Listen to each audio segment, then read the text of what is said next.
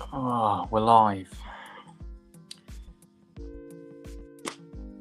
Here you go, like the new backdrop of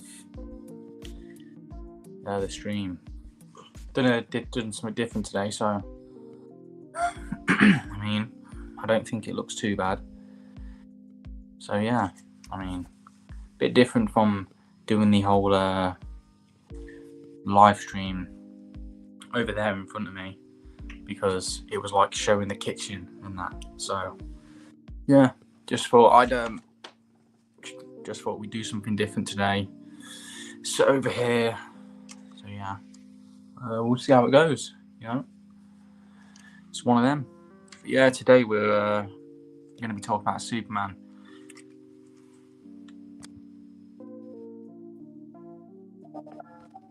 Hello. There you go. That's better. There you go. How you doing, mate? I'm doing all right, same old shit, just a different day. Yeah, you're right, mate. Fucking never changes, does it? You know what I mean? Hell no. Hell no. Never changes, man. Yeah, just thought we'd talk about Superman today. Just shoot the shit a little bit. I mean, Cass can't be with us, obviously, because he's busy. Truth ain't doing the stream, so if any of you are wondering why we ain't with Truth today, as we are on most Fridays, is because he just can't make it. So, yeah, it's just going to be me and Bigalow today. And that's not a bad thing. We always do decent streams with just me and Bigalow anyway. You know what I mean? Yeah, I feel like we do a decent job. I think we'll be all right. I mean, the thing is, though, I think we're both doing it live. Do the dynamic duo. Yeah, exactly. Yeah, you're right. World's finest. But yeah, you're right in a sense, because even though it's just me and you, and we'd obviously, well, I don't know about you personally, but to me, I don't usually go on streams, like live streams. But with me and you, I think we're doing an all right job. I mean, this is just the beginning of doing it anyway. You know what I mean? Over time, we'll just get to grips with how this works, and it'll get better and better. But I think from what we do at the start, I think we do a decent job, to be honest. I don't think it's bad. So, I mean, if it was bad, we'd have people telling us it was bad in the comments. Sorry, man. Gotta rep my boy. I'm sorry. Big basin in the spot. Oh, Michael doesn't approve, but you can't see his hand anyway. In fact, it's really weird, because I was going to wear my Friday the 13th top on stream, but now I'm having to wear this fucking thing, and it's way too big for me. This is a double XL, right? I'm just an L now, so I'm like a large, right? This is when I was fucking 19, 20 stone, I was fitting in this. I put this shit on today after like a year of not wearing it, and I was like, fucking hell, this is like a nightgown. It's like a night dress or some shit. Yeah. Way too fucking big, man. It'd be like that sometimes, just pulling out that old wardrobe. Yeah, man. But when I did it, it makes you think like, well, you've come a long way. Because if it's this big on you and it weren't before, then obviously you're doing something right. Right. Although, that's a fact. Although I wish it weren't this big. I wish it fit me nicely, but I ain't getting back to 19 stone again, so I'm going to have to buy a fucking another one. Yeah, I changed the backdrop a little bit. I think if everyone's noticed, this is an original 2002 cinema banner. So this came out before the film was even released. You can tell because it's still rolled here. It's too long. If this from my ceiling to the floor, this still doesn't even roll all the way out. It's so fucking big. So I just thought I'll keep it here for now. It's got a little bit of a nice backdrop instead of people seeing the kitchen and the fucking pram and the playpen and shit. Because it ain't right. Really, you know what I mean? It's not something anyone wants to see when they're on fucking stream. Who wants to see any of that shit? I don't want to see that. I know exactly what you mean. Yeah. Exactly. That's why I try to do like something, you know what I'm saying, with like Batman over here and fucking Star Wars over there. Yeah, but yours looks decent. You got your crossbows up there. Do you know what I mean? We have that in the UK. Fucking police is getting called at my door saying, right, you're arrested. Use no weapons. Can't have that shit. No, man, you can't be having that. Wait, do you like my sliders, Bigalow?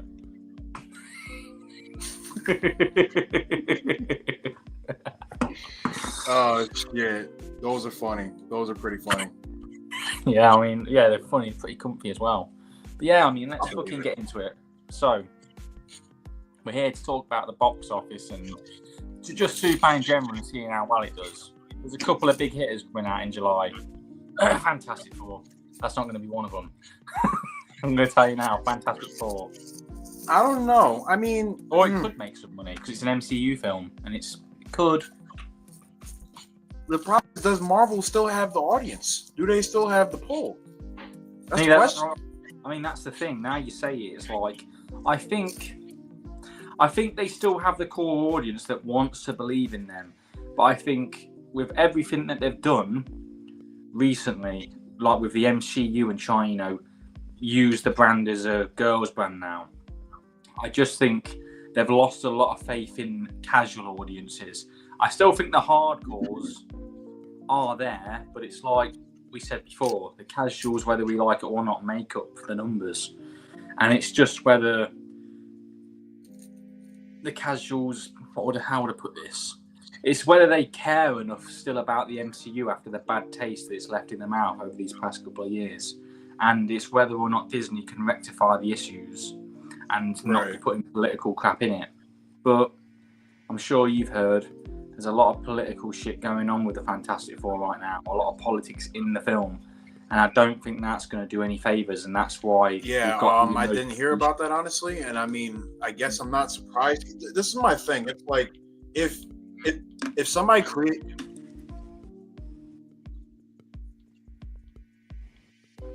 Oh, wait, my started cutting. Say that again, bro. Oh no, it's all right, mate. I didn't even say anything. I was waiting for you to finish because I said about the political stuff, and then you were talking. Go on. Oh yeah, this shit's just a little bit delayed. I think that's what's going on. Oh no, don't worry about it. It's fucking just. Hey, wait there 1 second. It's got this up as my YouTube. Oh, for God's sake, that's probably why. Okay, I've took the YouTube off and I took Restream off. Restream was something I was messing about earlier. Right, is this better now? I think it is. There you go. I think it's because it was mixing in with the other streaming website. That's probably the issue. Go on then. You can say what you're going to say now. Sorry about that. Yeah. It's just basically like, my thing is, if somebody creates something, right, and there's politics in it, like Star Wars, there's obvious politics in Star Wars. But the biggest thing about it is like the Empire is bad. That's not disputable. You know what I mean? Like the Empire is bad, and they're not really going to go out of their way to make themselves look like they're good. They're just going to do things. You know what I mean? So keeping it like that, I'm just saying, is like that's part of that world. Fantastic Four. Keeping the politics in that world, within that world, just not our politics. Is that what you mean? Yes. Like, don't apply. Like, okay, so don't put the Israel and Palestine war in Fantastic Four. Yeah, real world politics. Yeah. Like, don't do that, because that's not. You know what I'm saying? That has no correlation with what's going on with Marvel. You know what I'm saying? Like, and then you divide the audience as soon as you do it. Exactly, because nobody wants to hear about this shit, bro. Like at the end of the day, like we learn about all this shit out here all day, every day. You know what I mean? Yeah. And then like when we finally decide to sit down, watch something, play something, or whatever, it's always the same shit we just experienced for the past 3 months into this film. We didn't want to see this. We don't care to see this. You know what I mean? So 100%. I agree with you 100%, and it's like, another reason why I hate this shit is because you already know you can't believe the news, you can't believe the mainstream news where you are or where I am. They lie, they're controlled by the government. We all know this. So it's like anything they tell you anyway, you don't believe it, and then you've got some director pushing in their politics, and they could side with Israel or side with Palestine. It's like, I don't care who you side with. The whole point is this.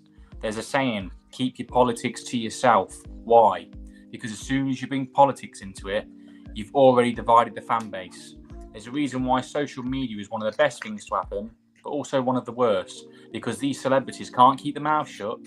They can't keep their opinions to themselves, and they wonder why no one cares about them. They wonder why they lose a fan base. The thing is, we have this entertainment, music, games, film, you know, all this type of stuff. Why? To take us out of the real world, right?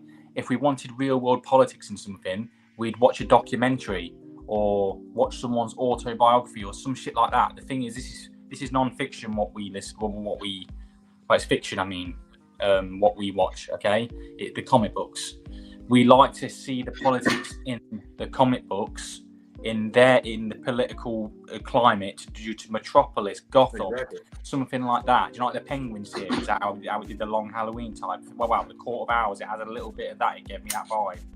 That's their politics. It's not real world politics. So we get invested in the politics within that city. We don't want to be hearing politics, especially real world politics, in this media. And that's why a lot of the media now, in terms of like your films and stuff, are dying out. Why? Because people go to these things, to the cinemas, to be taken out of reality, and all you're doing is shoving reality back in the face. So, you know, the thing is, what do you want to do about it? Do you want to continue to go down this slippery slope and it's failing, it's in front of your face, or do you just want to give the fans what they want, and that's authenticity or real world politics? That's the question. Because nobody gives a fuck. There you go. You already answered it for me. Nobody cares. But these people are so self-indulgent and self-centered pricks. They think that the world revolves around them. Newsflash, like you said, we don't care about politics. We care about our properties and how well it's doing. Like manga and anime. Why is it doing so well? Because it sticks to what it is. It doesn't bring in real world shit. And that's why it's outdoing comic books 3-1 in terms of sales, in terms of watch hours of content. Yeah, and I said it in my video today. Man. You know, like, hey, my fault. No, it's all right. Go on, carry on. Is it working? Fucking hell. You still there? No? I'm still here, mate. I'm all right. Fucking the thing is that, you know, and I said this earlier, you know, how much longer? I'm still here. No, we don't. What's happening with the stream? Is it really delayed? What the fuck? I think the stream's really delayed. But I said this earlier. If they keep doing this for 10 years, how much longer do you think they're going to last? Hey, you know Bigalow. What I mean? Like,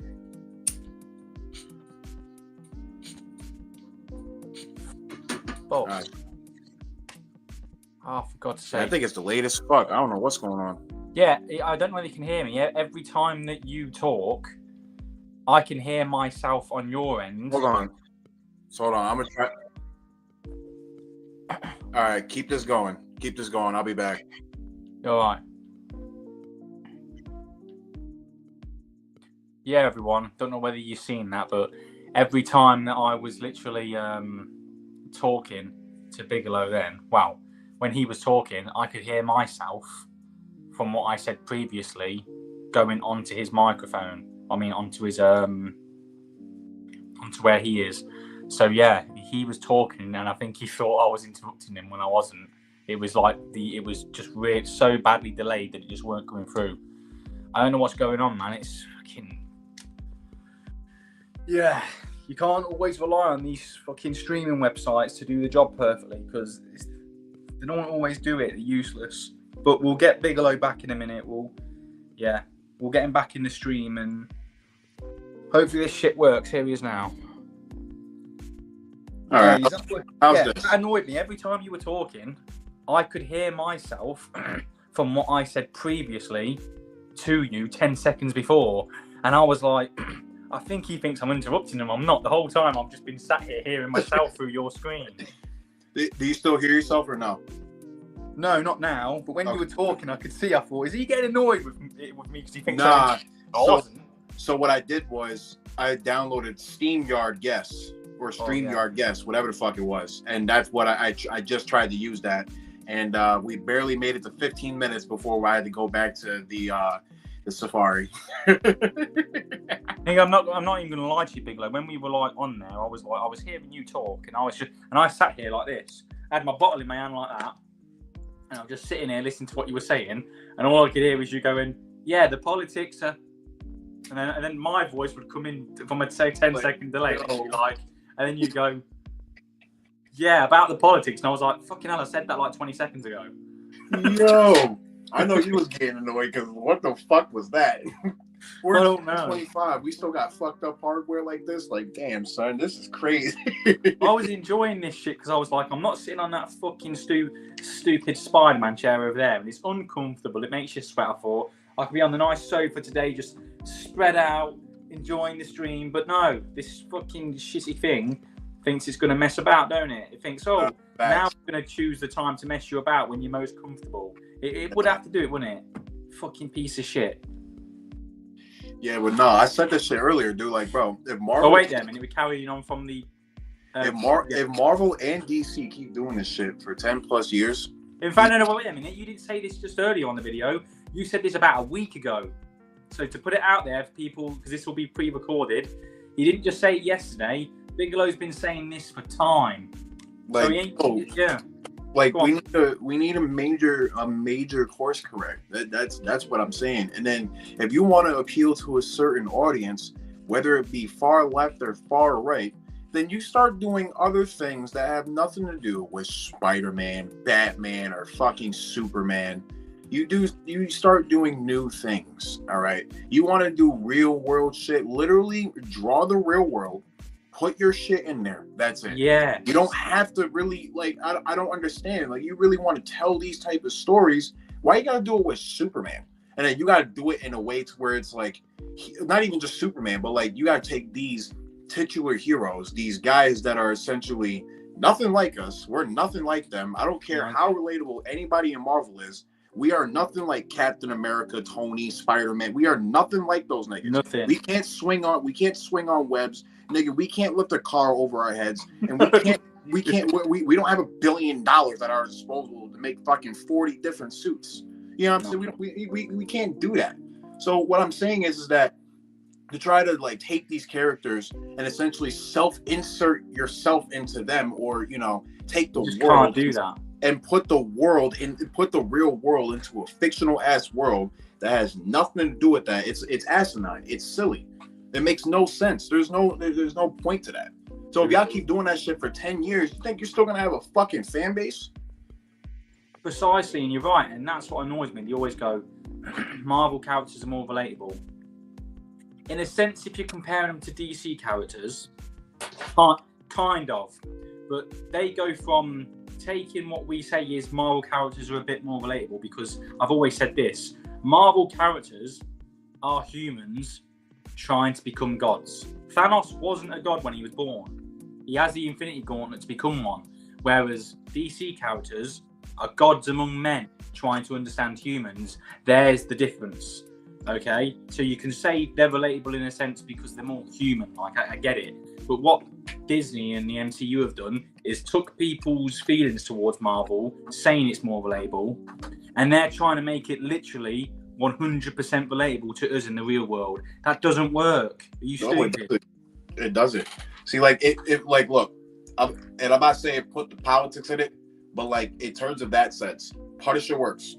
Punisher don't have powers. He don't have a lot of money. The only thing that makes him unrelatable to everybody else is that he's a war veteran that then lost his family and is now on straight vengeance against all scum of the earth, right? You know, he'll be relatable to people who have been through the same thing.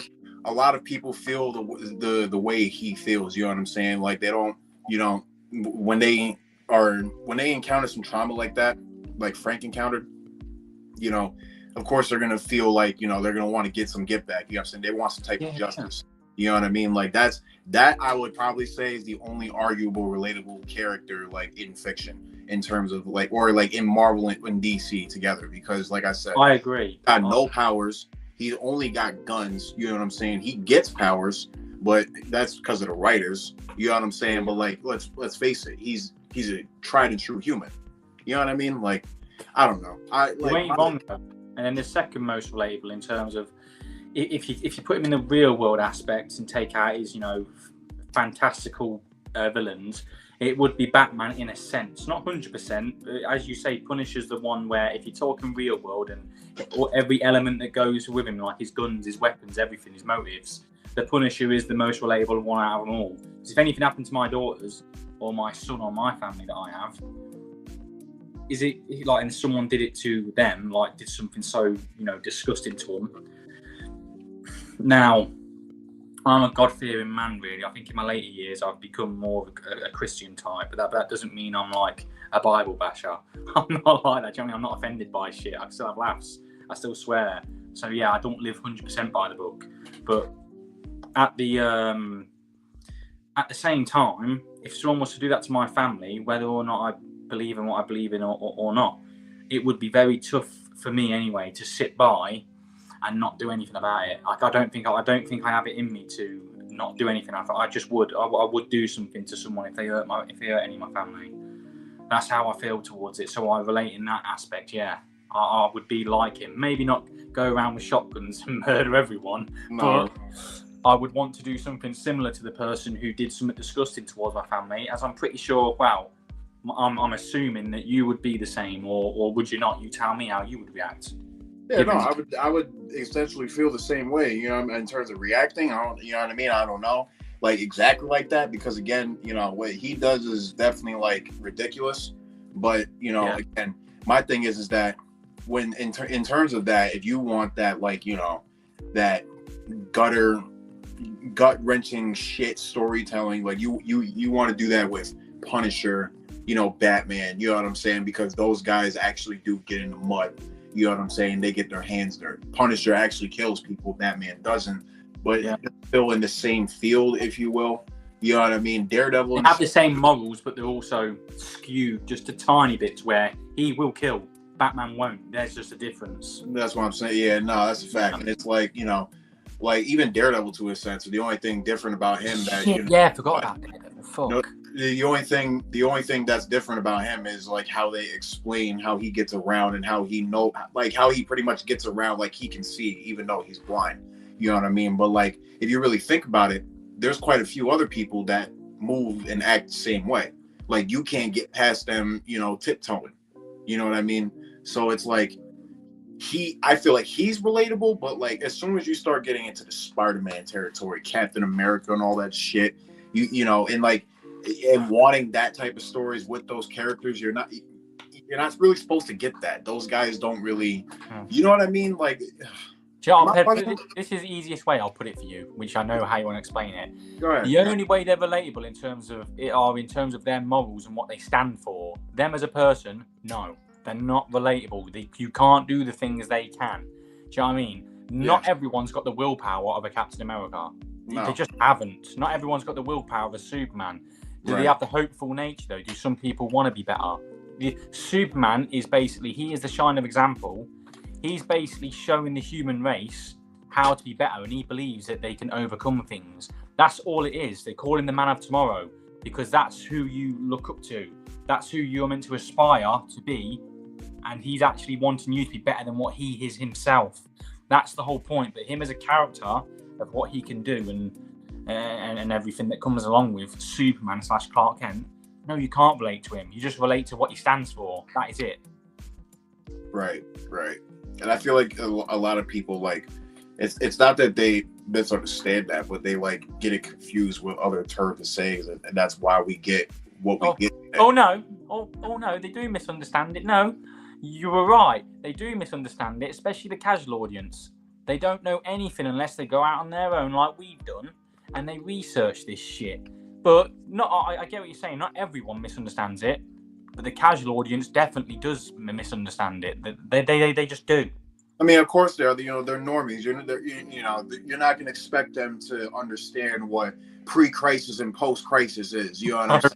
Like, Crisis on Infinite Earths and shit. Flashpoint. Like even like we know about that shit, but they don't. You know what I mean? No. But back to the point at hand. I said, it's just, if you're gonna use your agenda constantly, consistently, and it's driving away most of your audience. You know what I'm saying? Because your agenda has nothing to do with superheroes and capes. You know what I'm saying? 10+ years, you keep going at it. again, how much longer are you gonna last? You know what I'm saying? Like, I don't think you are gonna last than 10 years going about it like that. Like, you know what I'm saying? Like, you're not because you're catering to one side of the audience using this character to try to drive everybody into it. But in all reality, it's not what everybody's looking for. It's not even a good story. You're just one-siding everything just to fucking get a point across. That has nothing to do with the fucking story. That has nothing to do with the movie. Hey, but the thing is, you're right though, Bigalow, because like you said, they can, push towards one side of the political landscape. The moment you do that, you're just pushing the other side out. You've already lost 50% of your viewer base. Why would you do that? Why? You're stupid. That's self-sabotage. Well, just like The Last of Us. 55% of their audience lost by the time season 2 ended. Yeah. And if no one believes us, exactly. If no one believes us, look at the numbers. In fact, I'll say the same thing for the Rings of Power. I'm a massive Lord of the Rings fan. Love it. Look what happened to that show. You go woke, you go broke. Simple. I don't even think it was just a woke problem. You know what it also was? Because Amazon Prime didn't even get all the rights to motherfucking Lord of the Rings. And it was that wokeness, marketing, and it was their strategies of getting, I don't know whether you've seen some of the videos, especially in the UK Amazon channel. It's embarrassing, the UK Amazon YouTube channel.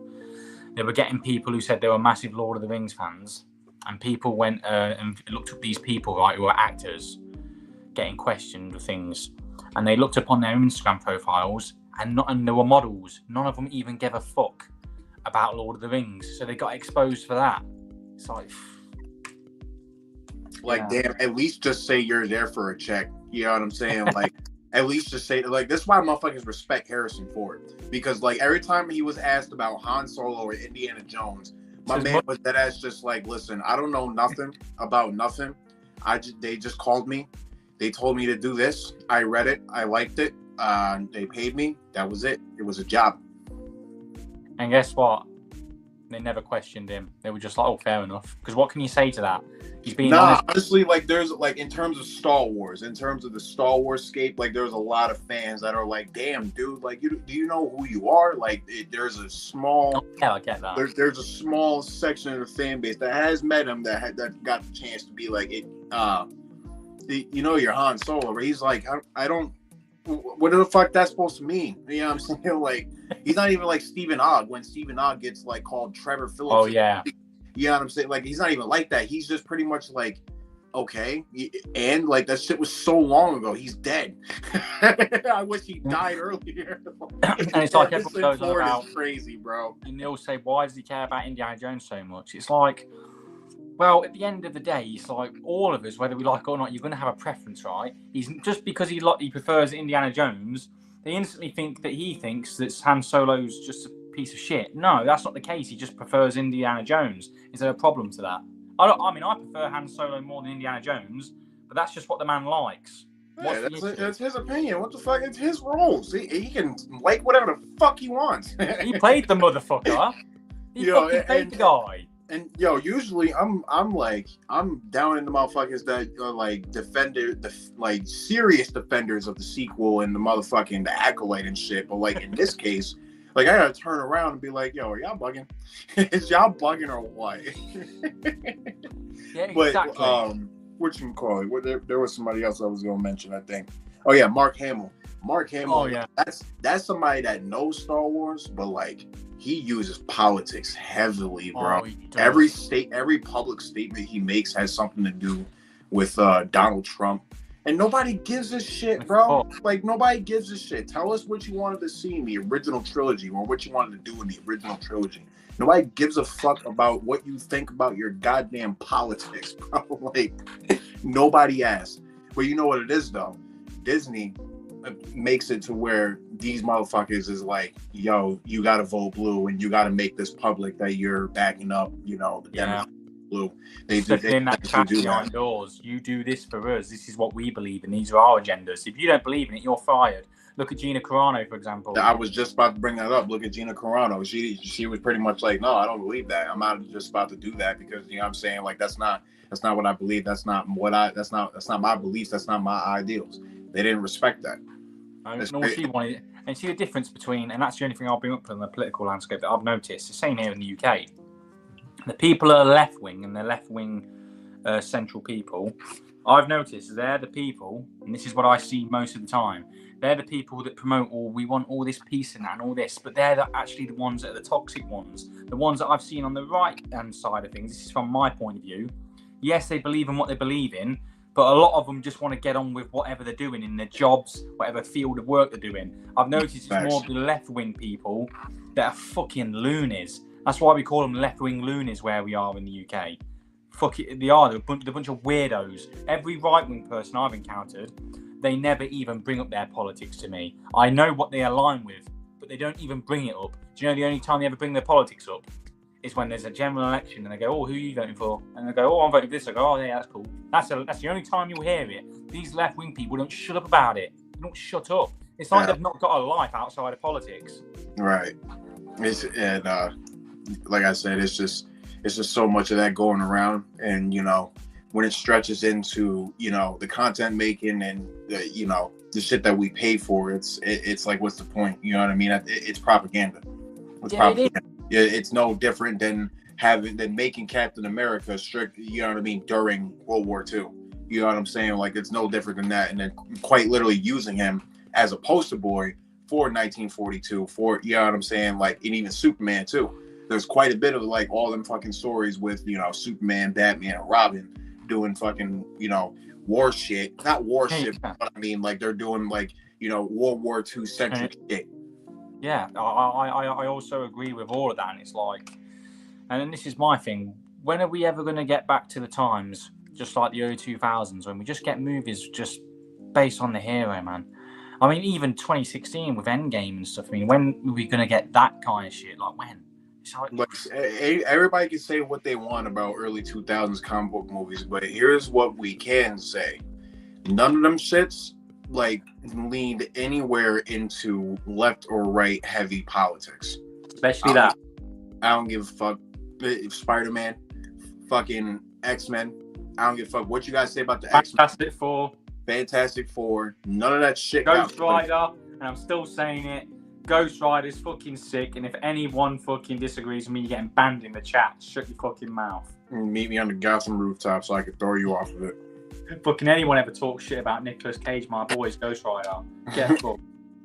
But like, man, like I said, they never did. And then when there was politics shit involved in a movie, it was a movie made for that. That was centered around that. You know what I mean? Of course, you got some bad movies here and there, but at least those were just like bad movies. Bigalow, you'll agree with me now. Even the bad movies back then are masterpieces compared to what we get now. I'm being honest. At this point, I mean, I won't even argue that because, again, so most of the bad movies we get are due to bad writing, and the writing is mostly consisted of a certain agenda from somebody's mind. Yeah, and egotistical fucking directors and actors who just can't keep their mouths shut and just give us what we want. And that's why I'm hoping in Doomsday that the whole of the original Avengers cast and all of them get killed off.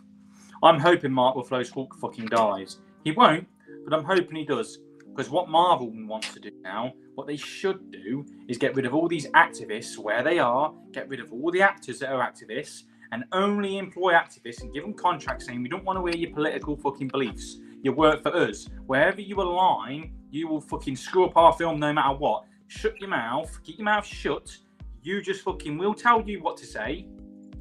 And, with your PR team, keep your fucking political opinions to yourself. Just do your job that we've employed you to do, which is act. You're professional liars. That's what actors are, whether they like it or not. You're a professional liar because you're lying to the audience because you're not actually this character. You're an actor. So do your job. That's like me going to my local fucking, as you would call it, grocery store, right? Yeah. And I know people there. And I go, where's this item? I can't find, for example, where's the milk located? Do I want to hear about their fucking political beliefs before they show me aisle fucking 6? No, I don't. Just do your fucking job. Tell me where the milk is, and then I'll be on my day. Thanks. See you later. Like, I'm not even gonna lie. I'm not even trying to say it because like I'm a DC fan or anything like that. But like in terms of where Marvel's going, I'm kind of just gonna like step away from the movies because they're not giving me what the fuck I want, man. You know what I'm saying? Like, But you're right. why am I gonna personally gonna go ahead and pay for shit that's not, you know what I mean? Like, it just doesn't make sense to me. DC, I'm gonna give it a chance because they actually rebooted. And they're starting this shit off with Superman. Superman's centric is the star of his movie. He's going to be the focal point of his movie. You see what I'm saying? Like, I don't feel like it's going to be heavy in politics. We'll see. But, you know what I'm saying? Like, with Marvel, them motherfuckers just fucked up. Hey, Bigalow. In my opinion, they fucked up. You know, with the Superman film, I haven't heard much shit coming out about it being heavily political. Fantastic Four film, on the other hand, you've just had a few bombs already. And you're still pushing it. So when are you ever going to fucking learn? When? And to be honest with you, I don't think Disney will. Because even if the Russos come and do the 2 Avengers films that they've signed on to do now, once they're done with these fucking films, you're just going to go back to what you were doing again. Probably. So there's no hope for Marvel, I think. I don't think there is, bro. I mean, straight reboot. I'm sorry, reboot. Or find new cast members for the OG Avengers. That's where I'm at. Don't even bring back Chris Evans. You know what I'm saying? Just don't. Oh, I want Chris Evans to die. Like, I love him as an actor, I like him, but as a person, he's another one. Goes on about political. Well, because he's paid to do it. That's why he got that money. He didn't negotiate from. You know what I'm saying? Like, that's what it is. He's paid to fucking say this shit. The only one I respect out of the original Avengers cast is Jeremy Renner. What a G.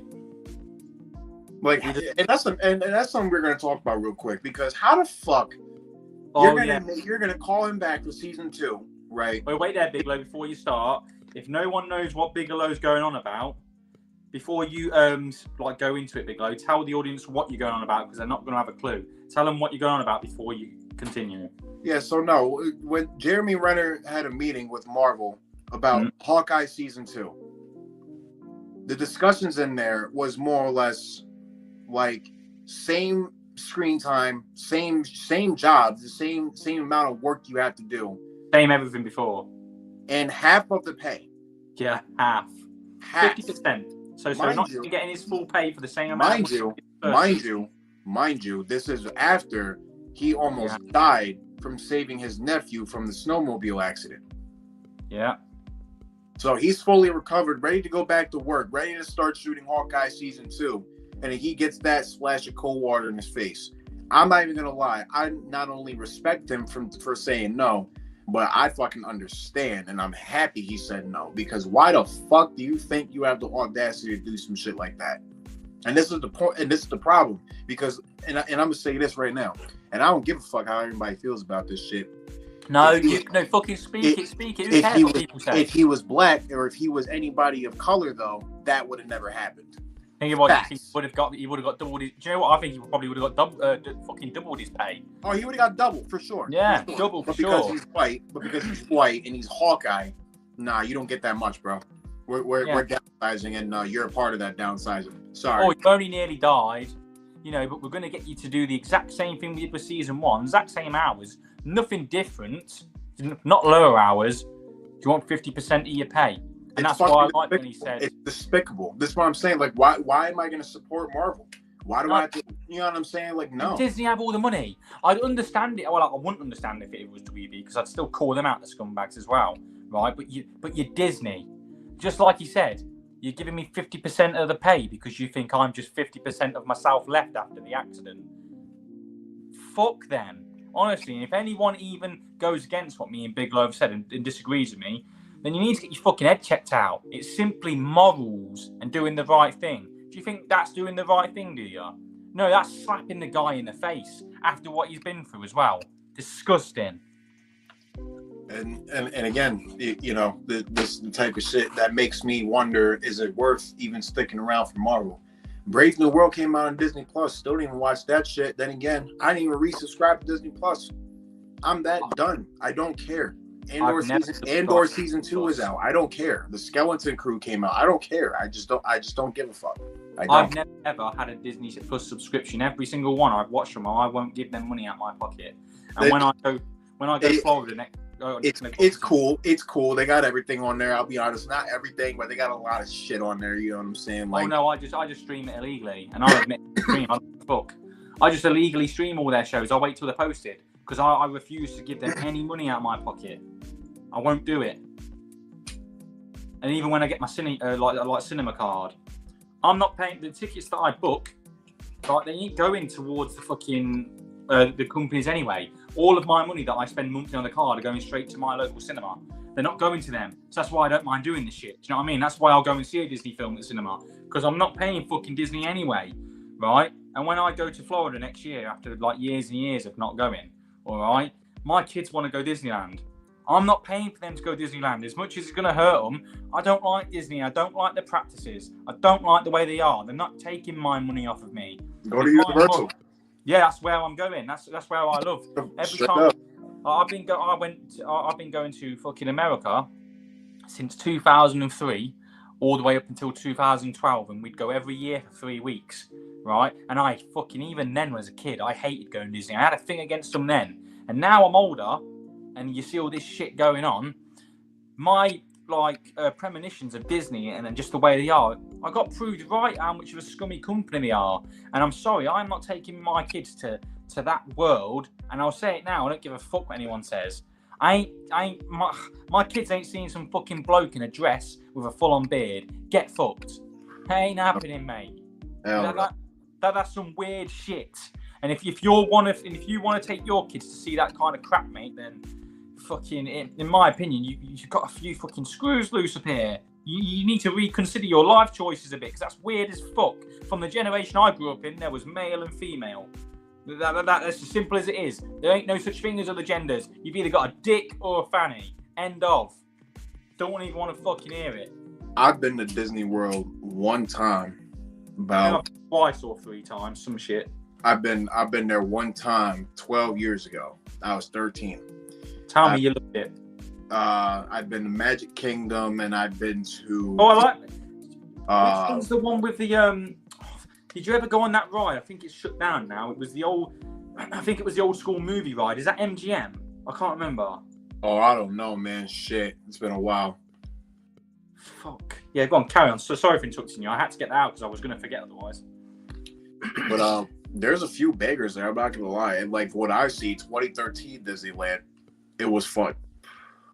And you probably hear all about the conspiracies there, or not even just like in Florida, but like in Disneyland in general, where like the kids go missing and shit under the tunnels. Never had that. Never had that situation. Never came across that.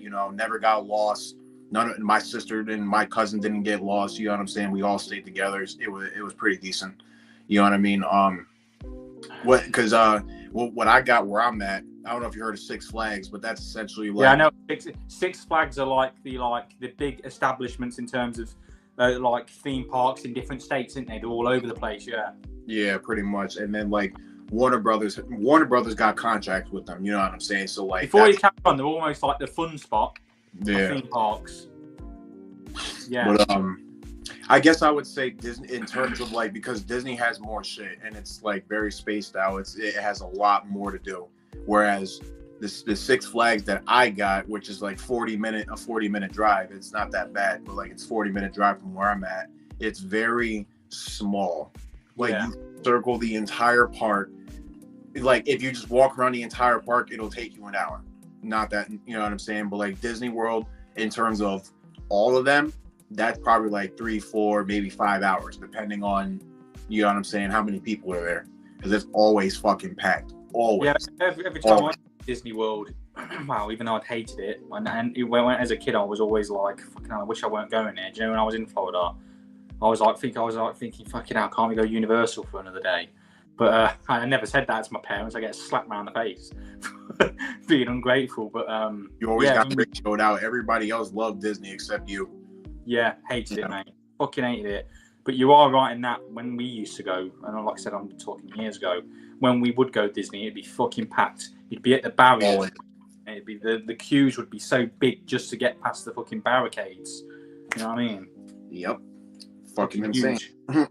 And now I think, after I've seen a couple of videos, I would go as far as to say, how do I put it? Well, when I was at Universal, I always used to feel like people were more happy walking around islands of adventure. You know what I mean? Shit like that. Whereas the vibe in Disney when I was there as a kid and walking around seeing everyone, you know what I mean, getting the merchandise, they still didn't have a great big smile on their face. They didn't look happy. Universal, I just feel like it's, I don't know, maybe it's a bias, but yeah, fuck Disney. Yeah, and I'm not gonna lie, shit like that is probably why they're always on their workers about being in character and smiling, being uplifted and things of that nature, because motherfuckers notice that when they're not like that, they're really fucking miserable, like really miserable. So it turns off the entire vibe. It's like, yo, is this place that bad?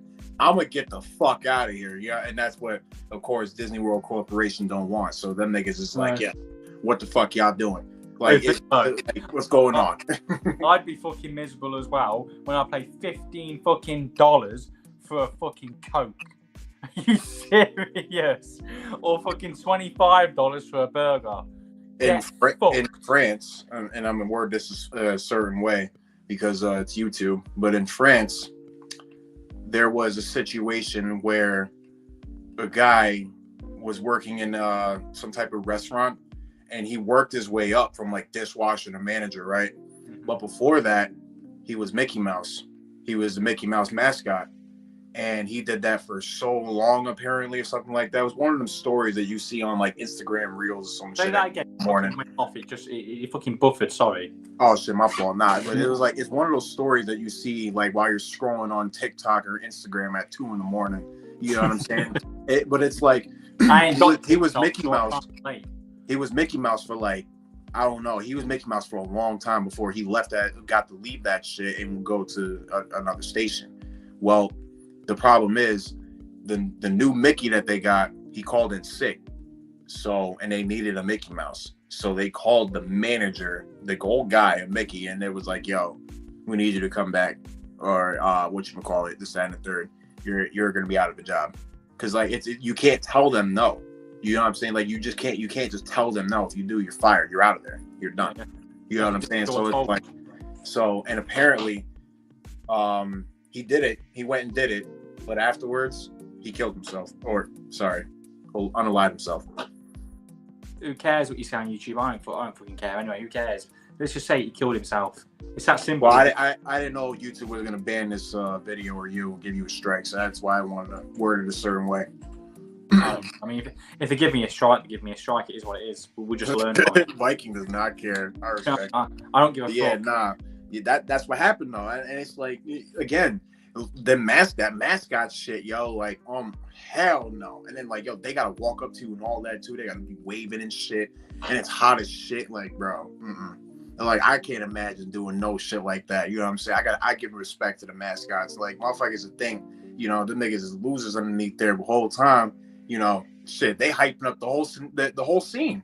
And like, without them, it's a thankless job. It's a thankless job. Without them, the theme park's nothing. Pretty much. Do you know what I mean? It ain't shit. That's like what's the best analogy I can think of? That's like fucking. That's like going to see a band with no instruments. Pretty much, yeah. You know what I mean? Like, if you're going to see acapella at that point, they're not good at acapella. You ain't getting shit. What they're gonna do? They're gonna be ham boning. You know what I mean? That's what I'm saying. Like that is a form of music. It's called acapella. They use their body and their voice. Yeah, body motion, sounds and shit like that. So yeah. But here's what I will say. You know, I guess it's easy. I think it would be easier to dress up, but I guess like it depends on who you are.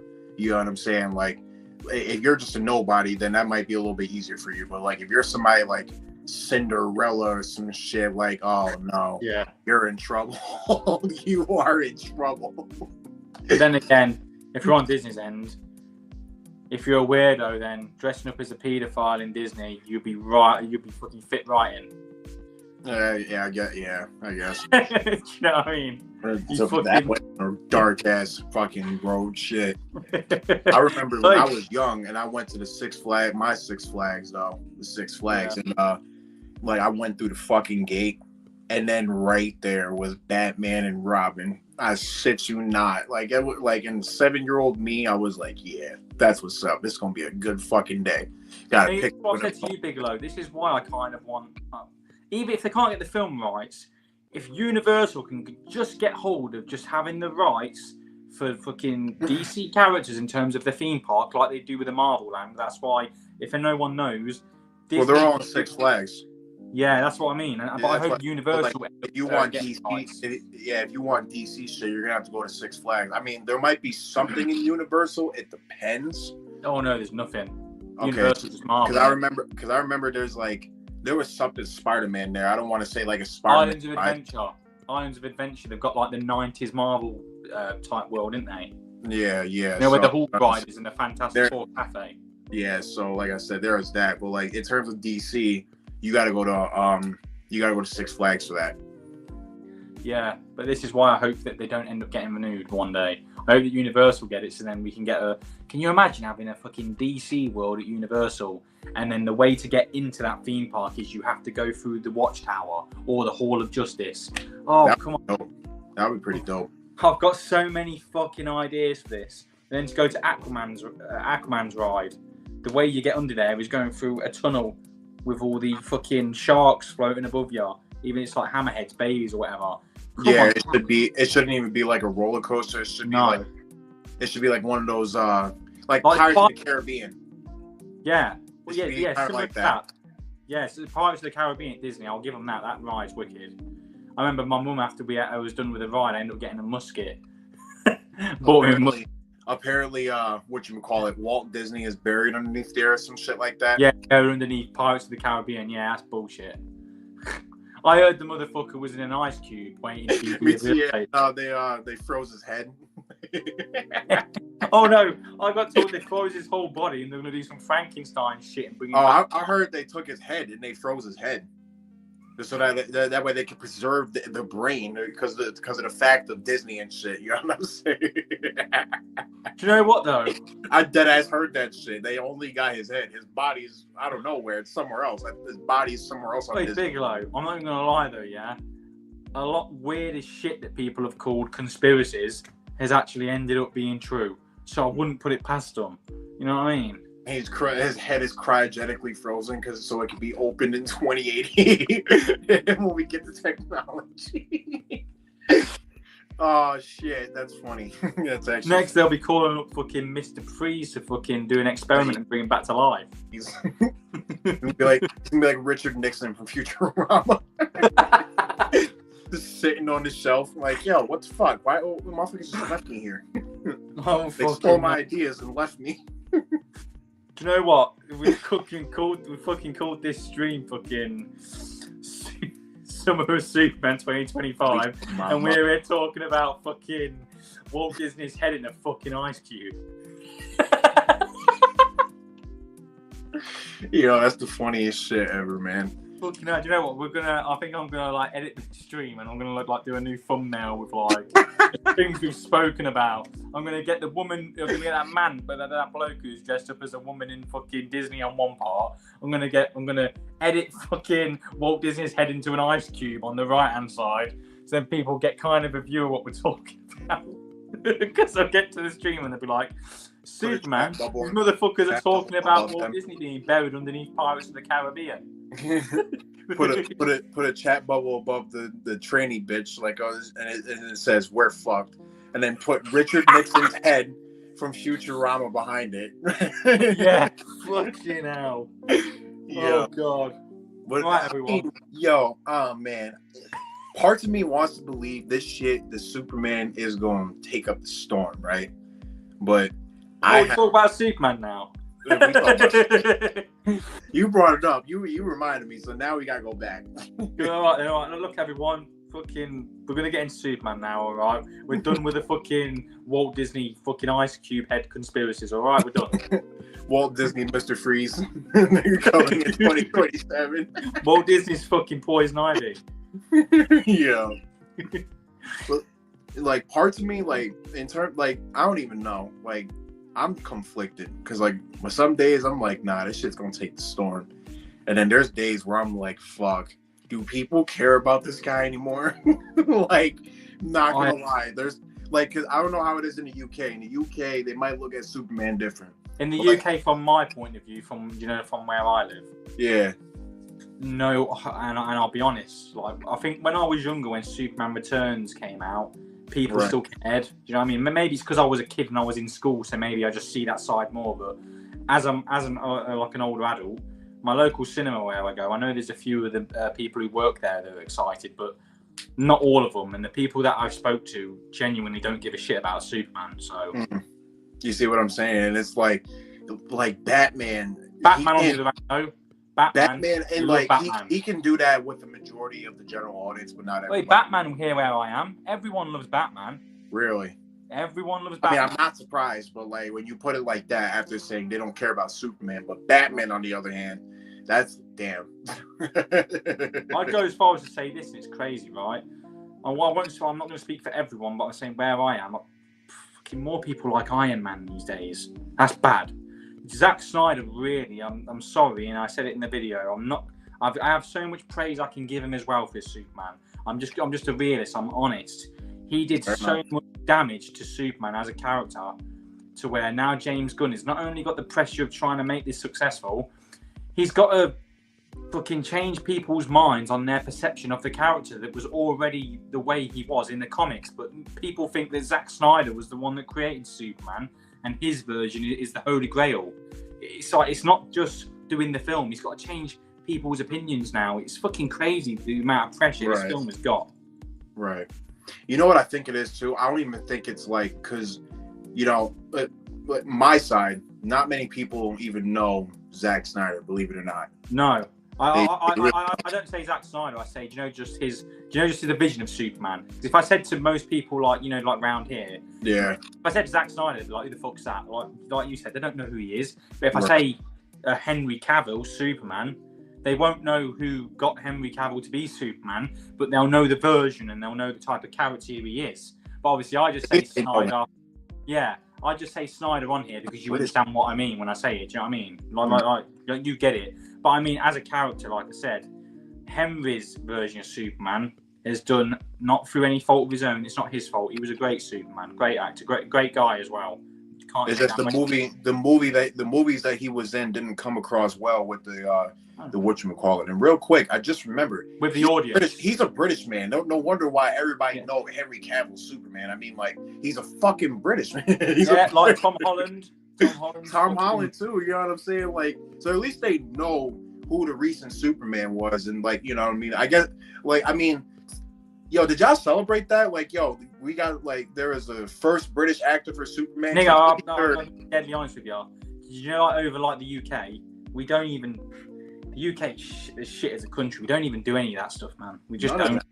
No, when they get cast for an actor, pretty much everyone's the cast for an actor. But that's the first real foreign actor for Superman. No, like, I imagine somebody had to have said something. Do you know what? Now you say that though, I can't think of a British actor that did.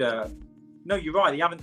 A British actor or even a foreign actor in general has never played Superman. Never played Superman. That's crazy. Oh shit! And nobody ever said nothing. That's funny. That's actually kind of funny. That's true. Never played him. But whereas Spider-Man, you've had more, or can you say, they've had more British actors play Spider-Man than American. Oh, I think Andrew Garfield's British, right? Yeah, he was born in America, but he obviously lived in Britain, and he claims Britain. I mean, me personally, if I was born in America and came to Britain, I'd claim American citizenship. Fuck the UK. Fuck the UK. I'm being honest. Fuck this country. Maybe V from V for Vendetta was on to something, huh? Yeah, no, you're right, and the way the way he did things, it should have went the fucking right way. It failed. But yeah, we'll be like the fucking CCP. We will, mate. I'm telling you, the way we're fucking going. God fucking have mercy on this country, man. But yeah, in terms of that shit, as we were saying about popularity, Superman, unfortunately, has lost a lot of his popularity. And as you said, if they're bringing out a Batman film, no doubt it's going to make the money. It's like Oh, no one can argue that shit. I just said on like 2 weeks ago on True Stream, if they did a Batman film with him sitting on the toilet taking a dump, right, yeah, reading the fucking Daily Planet, it would make near enough $1 billion. It just would, because people love Batman. I'm just being honest. It would. But Superman, you need to do so much more to even make money out of the film, and I get it. I get why. 3 hours of Batman taking his shit would have made $1 billion. Hey, I would have watched it. Oh my god, it's sad though, because it's like there's Batman, and it's like everything's fine, and then there's Superman, and it's like everybody's got something to say, like everybody. Bigalow. And then they Tell got me their I'm own wrong. version. They have their own version of Superman in their heads too. That's what I also believe. Everybody has like a certain vision of Superman in their head, and he does different things. Batman is like objectively, you know what I'm saying? People think Batman is the same across the board. He's not. But no, not really. No, but everyone thinks he's literally the same across the board. Is it because he's the suit he wears, and it's pretty much the same in terms of how it looks, kind of, and it's just got different colours? That's the different variations. Whereas Superman, when he's evil, he looks different. When he's nice, he looks different. So they think that Batman is just the same across the board, and he's not. It's like, I mean, I guess in comparison to Superman, I don't know. Like, I don't want to say neither of them are or aren't. But what I will say is that because there's so many stories out there, so many things done with these guys in comics and movies, there's a certain version of them in everybody's heads.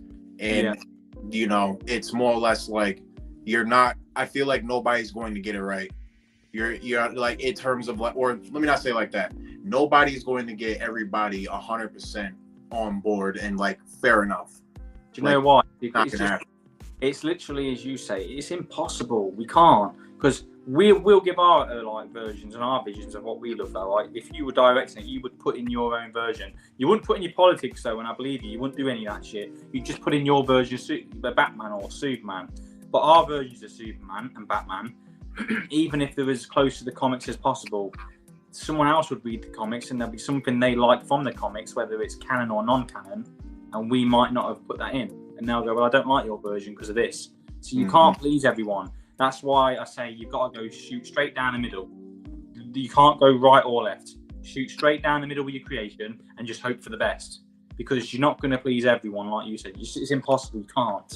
Pretty much. I mean, and it's like, and another thing I'm saying, and I feel like that's why DC always kept changing these characters, like to, like, with exception Batman, of course. Because, like, again, I feel like he stayed the same mostly. Like, especially during the New 52. Like, pretty much everything happened. Like, whatever you've seen happen, but, like, a lot of things were talked about with him. So it's like, he wasn't really changed that much, because everything that they did pre-New 52 worked. You know what I'm saying? Whereas pre-New 52, Superman, Wonder Woman, Aquaman, motherfucking Flash, you know what I'm saying? Like, it's like they didn't work as well as Batman and Green Lantern. That's why they didn't get changed that much. You know what I'm saying?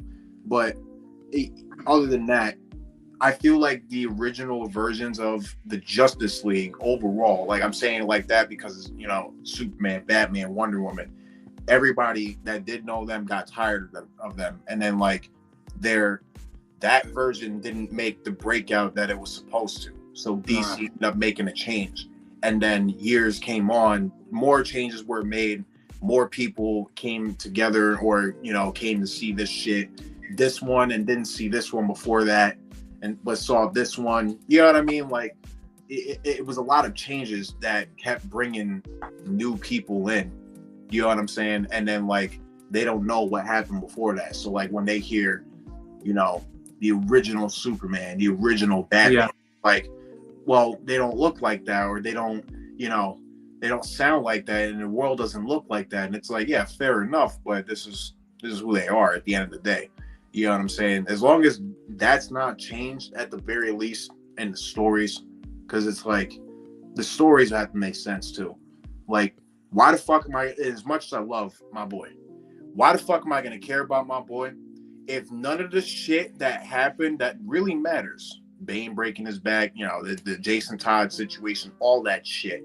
Like even the small things, like the bat symbol being Joe Chill's gun molded into fucking bat symbol. Why am I gonna care about the Justice League, you know, and if their origins are shit? That's what I never understood about DC. But it's like, you know, I felt like in certain times they kind of just gave me dumb fun, like Injustice. You know what I'm saying? That was enough for me. You know what I'm saying? Like, I don't know. The Elseworld shit is cool, but when it comes to main canon, damn. That's where I agree though as well, because with the main canon, like we say, you always want the main canon to do well. And I've always said this when it comes to DC, as much as I love them, their Elseworld stories and their out of canon stories are always, in my opinion, better than the actual canon stories. Because when you're reading the canon like stories when they're, you know, going along, or whether on running or in the past, you find it hard to get into it. You can't be invested in it because you know it's most likely going to turn out to be shit, and you're always wrong. Whereas these out of canon stories, or like you said, Elseworld stories, 9 times out of 10 you can read your Superman Red Sun, you can read Gotham by Gaslight. Do you know what I mean? You can read all this stuff and you can enjoy for what it is, because you know it's going to be a one and done story, and it's enjoyable, it's compelling. And that's why I think DC needs to get the fucking shit together. Because with the Absolute Universe, this isn't canon in terms of, you know, like the mainstream timeline. It's its own Elseworld stuff. But can you see how the Absolute Universe is so fucking good, yet the canon timeline we're getting still isn't quite there? Here's what I'm going to propose at this point, because once again, the continuity's fucked. Yeah. Fucked. It's like, bad. I don't like, and I get it. You can start at a certain place and you know, start here, get caught up, be fine. But the problem is, it's that so much has changed. It's almost unrecognizable, at least to me. Like, I see it. You know what I mean? Like, it's the little shit that matters, and that little shit has phased out during the years. You know what I mean? So here's what I'll say, and this is a little bit of I guess this happened already, but in terms of permanently, because they can't get this shit right, kill off the OGs, just kill them, and start and basically bring up new people. Don't even bring the sons and daughters of these people into it, their cousins. Don't do it. Don't even do that, because you're gonna fuck them up too. Make new people, make a new story, and then make it to where there was a history with Justice League and then other members of the Justice League, other affiliates, but there was a giant fucking war. Everybody died just so this new world can live on. Boom, bada, bing. Maybe some people survived, like Knight, and he's just living his life. You know, he's low key because that was a giant fucking war. You know what I'm saying? Really think about it, because y'all not getting this shit right. And then, like, y'all do these things just as, again, do other things that didn't fucking matter. Like the death of the Justice League, that didn't matter.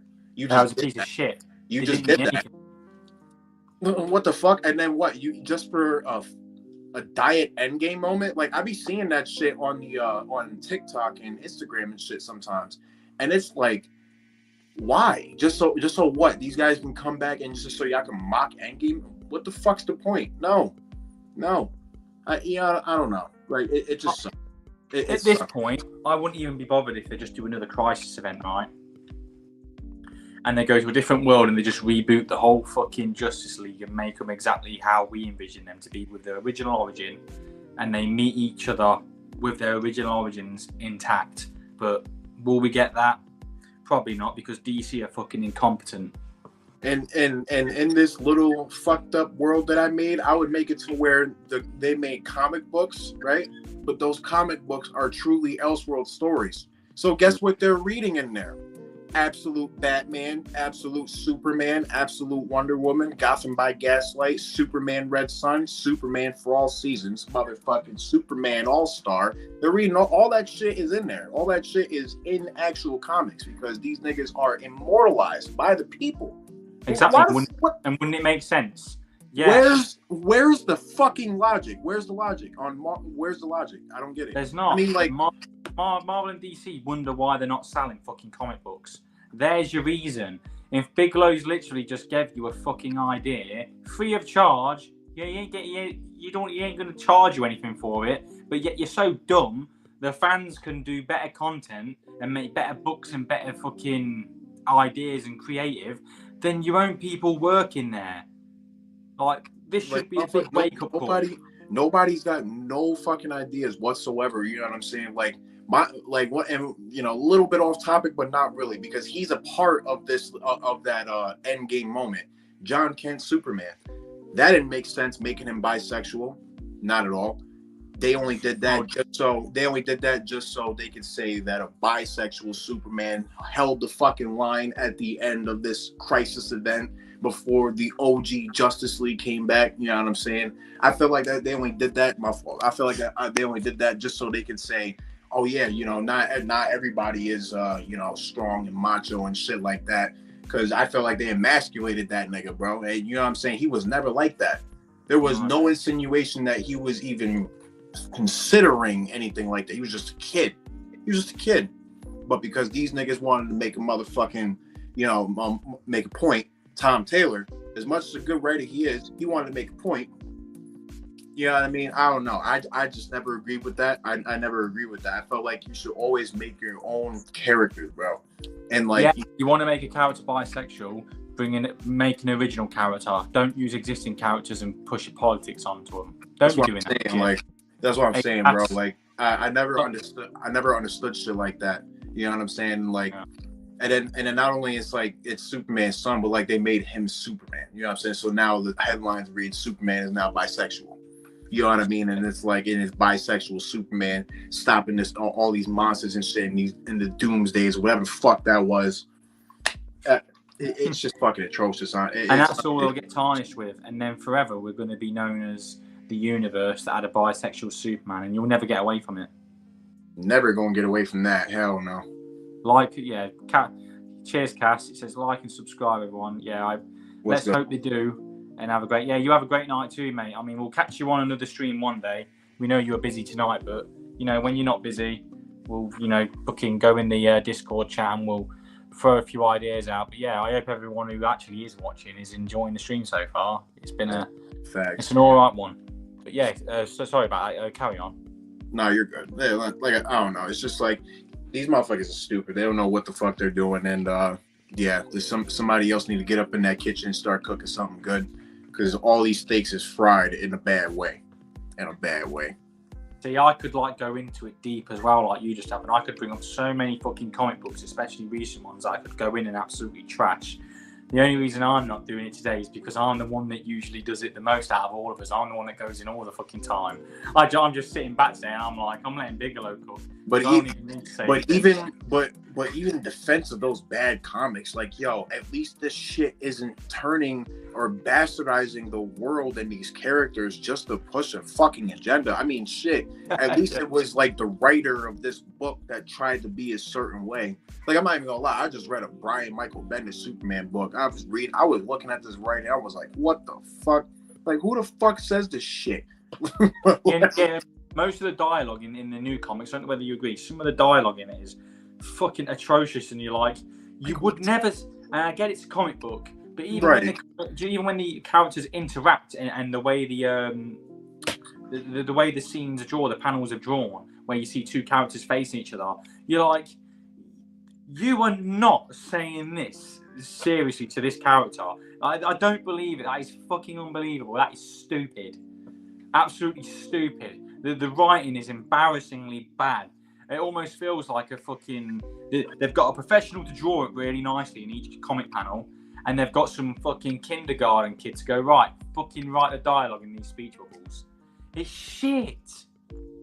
Like, my thing is, if you're wondering if they're pandering to you, like, let's take Marvel for instance. If you're wondering if they're pandering to you, or if they ever have, look at all them what-if stories with Miles Morales.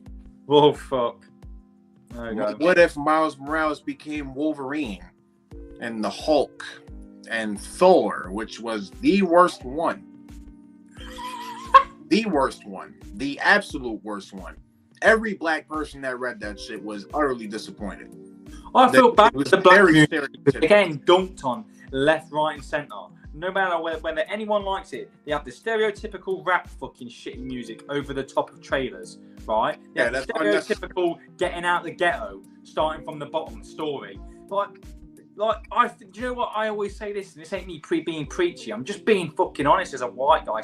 Nobody likes that shit. Like when they was playing that Japanese rap beat over Yasuke's trailer in Assassin's Creed Shadow, like nobody gave a shit. Like that shit was trash. Every black person that I know is getting sick of this shit. This is me, a white guy on the outside. Do you know what I mean? Like, I'm a part of your fucking community in terms of you. Do you know what I mean? But not fully. All right. And I see it for what it is. And I see black people getting sick of the same stereotypical shit because they think they're bringing you up. No, all they're doing is every time they're using the same outplayed ghetto shit, they're basically calling black people low down on the list fucking civilians. That's basically what they're doing indirectly and not even knowing it because they're so dumb. They basically view you as the ghetto trash. They do. And then they view the white people as the villains all the time, like we're the bad people. But then that's basically what Marvel and shit do. But then I'm gonna offer an argument to that, and then it's like not to you, but to them, because it's like they do that, but then it's like you're not being realistic about the other villains who are also black and are also of color. Like, you know what I'm saying? Like, come on, man. Like, motherfuckers just be missing the plot. That's where I'm at with it. This shit is so tiring. It genuinely is, because they missed the fucking plot. You know what I mean? Like in those types, I'll never understand. Like, at least Ryan Coogler, I'll give this to Ryan Coogler. Ryan Coogler is not like that. That's why both Black Panther movies did not have white people as villains. That's what I will give him. But in terms of the quality, that shit did not raise. I don't give a fuck what you say. I'm sorry. No, everybody's just glazing Wakanda forever. I don't know why. I never got through all of it. I mean, I got through the funeral scene and then I think it was like 10 minutes after that, which I can't remember what happened. Then I was just honestly, I got through the entire thing, and I think I know why. I kind of answered my own question. It has nothing to do with any of the characters, actually. It has something to do with one, and it's a child. I think that's what really did it. And yeah, but other than that, no. Just no. I don't understand why people are so excited for that shit. We're so excited for that shit. But other than that, like I said, I'm gonna give him his props, because he didn't really do that. He doesn't make white people the villains. You know what I'm saying? But like that colonizer shit constantly coming from the Wakandans all the way to fucking that Ross character. That shit was annoying. Like, they could have just said, "Yo, Ross." Like, yeah, they could have just let that shit go one time. You know what I'm saying? But it was like a running gag. Colonizer, get in the airplane, start shooting. Like, damn, bro, he's got a name. He's not calling you Wakandan. Can I get into the fucking helicopter? Wakandan. Can I get a spear? Like, it makes me laugh. What the fuck? Like, that I never understood. But other than that, like I said, he didn't do that. He didn't make white people villains. I give you that. There was a white villain in the first one. He died by the black villain. This is what I'm saying. Yeah. Niggas like that, niggas like Ryan Coogler, I fuck with. I understand. But in terms of the motherfuckers that think that all black people is good and white people is bad, there ain't no good white person. Nah. Do you know where I see it worse the most? It's always, like I said, I'm outside the US, but I think the US are worse for it, especially your media and shit. They fucking push race wars against each other on purpose. I see this shit. In the UK, it's not that bad in terms of black and white people. You don't really get that shit here, to be honest. I'll be honest, of course you'll have racism here, because you have it in every country. It's just a fact. You ain't getting away from it. But in terms of how bad it is over here, I'll be genuinely honest, you don't really hear about fucking black and white people clashing and race shit. You don't hear about that. The only ones that you hear about are the fucking, well, if we're going to get sure black people walking around free in fucking Britain in the 1900s, right? Or am I wrong? I see. I don't know. Probably. I mean, they were known to. I mean, and this is what people don't understand about Britain as well. They go on about Britain saying slavery and that. I bet no one knows that the first country to stop slavery was Britain, and they went to war with all of Europe during the Armada days. They basically, the British people that lived there they literally sacrificed Britain pretty much to stop slavery. It was Britain were the ones that told America, stop doing what you're doing. America didn't listen, and they carried on a little bit longer. You know what it is though, because Britain, and I blame this on the likes of like Alexander the Great, Julius Caesar, and even Napoleon. But like Britain was always like the conquering type. Like then Europe was always looking to expand. They were always, and it was always about money as well. You know what I'm saying? Money, resources. You know what's more out there. You know what I'm saying? Traveling, all as such. And I feel like that. And I feel like Europe again was definitely a part of that because you know what I'm saying, like. Really thinking about it, like they're definitely conquerors and shit, and you know, of course they had that mindset of, oh, we need people to work and shit, this, that, and third, but we don't want to pay them, so that's where that whole mindset came from. But I imagine that there was that one guy that came across, saw this shit, saw that it was wrong, and was like, hell no. And this is the one guy that was in charge too. So yeah, that's probably what you're talking about. I'm not gonna lie, I've never heard of that. I never heard of that part. Britain being the first to actually like stop like major slavery. You know what I'm saying? Yeah. I never heard of that. But I respect. A lot of Americans don't know this. When they go on about 1776, and they always talk about that shit, it's like America were the ones that defeated Britain. What they fail to realise is they never defeated Britain, because Britain wasn't at war with America. Britain was at war with fucking other countries like France, Napoleon, and shit during that time. And there was my fault, but there was a comedian, and he's from your side. I've seen him, and he says we never lost a war. He said we left. Yeah, that's pretty. That's pretty much right. He said what happened. I'm not even lying. If you look through history, America never beat us. What did they do? They had to get the French to fucking help them. And while we were fighting the French in Europe, the French, after we were done with them, right? And this is what I don't know whether you know this or not. Look it up. I'm not lying. I can't remember what year it is. After we eventually beat the French, and we were like, right, get fucked, we're done with you now. They're like, and then the Brits went, right, America, you little bastards. You thought you could fucking beat us, did you, and talk shit to us? We went back over to fucking America. Look this up, I'm not lying. And what did the Brits do when they went back over after that? They burnt the original White House down in front of the Americans. The Brits did that. They won't. Did they teach you that? I didn't hear of that. No. Look it up. I'm not lying. We burnt the original White House down. And then we were using the native Indians there as fucking cannon fodder, as bait. And then you tried taking some of Canada. Not you personally, some of the Americans. Yeah, and we were working with some of the native Indians there who lived there and said, yeah, these Americans are so bad. Look what they've done to you. They went, if you fight for us, then we'll help you. We made them go on the front line with their bows and arrows as bait and let them get killed off. And then we stand at the back with our muskets taking you out. And then in the end, it got so bad. What did America do? And I'm not lying. They sent letters over to the UK like, look, we don't want no shit. We'll do trade deals. And the UK were like, all right, then we'll take our tea, see you in a bit, fuck off. That's basically what happened. We went over there. We went over there and burnt the original White House down. But they won't teach you this in fucking school. Well, you know what it is. It's public perception. It's the fact that you ran away, and everybody's seen that. So now we're running with that. And if you come back, we're just gonna. And if you try to take claim, we're not going to, respond to that. We're gonna say it was something else. Yeah. That's what I get. Two words when it comes to not even just the government, but America. Plausible deniability. Yeah, that's what it is. They go on saying we ran off, and it's like, didn't fucking run off. We were too busy fighting the French, man.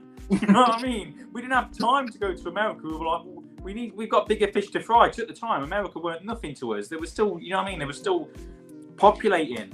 And what they don't understand is I'll always refer to that comedian though. That motherfucker said it best. He was like, no. We didn't lose. We left. Yeah, and everybody busted out laughing because, bro, if you really think about it, it's true. It's like, it's not really like it is retreat. Don't get me wrong, but like it was in the middle of battle, and at that time, there's the art of war. You can't just do certain things like stab niggas in the back. You know what I'm saying? Like, there was an art to actual fighting when it came to that time.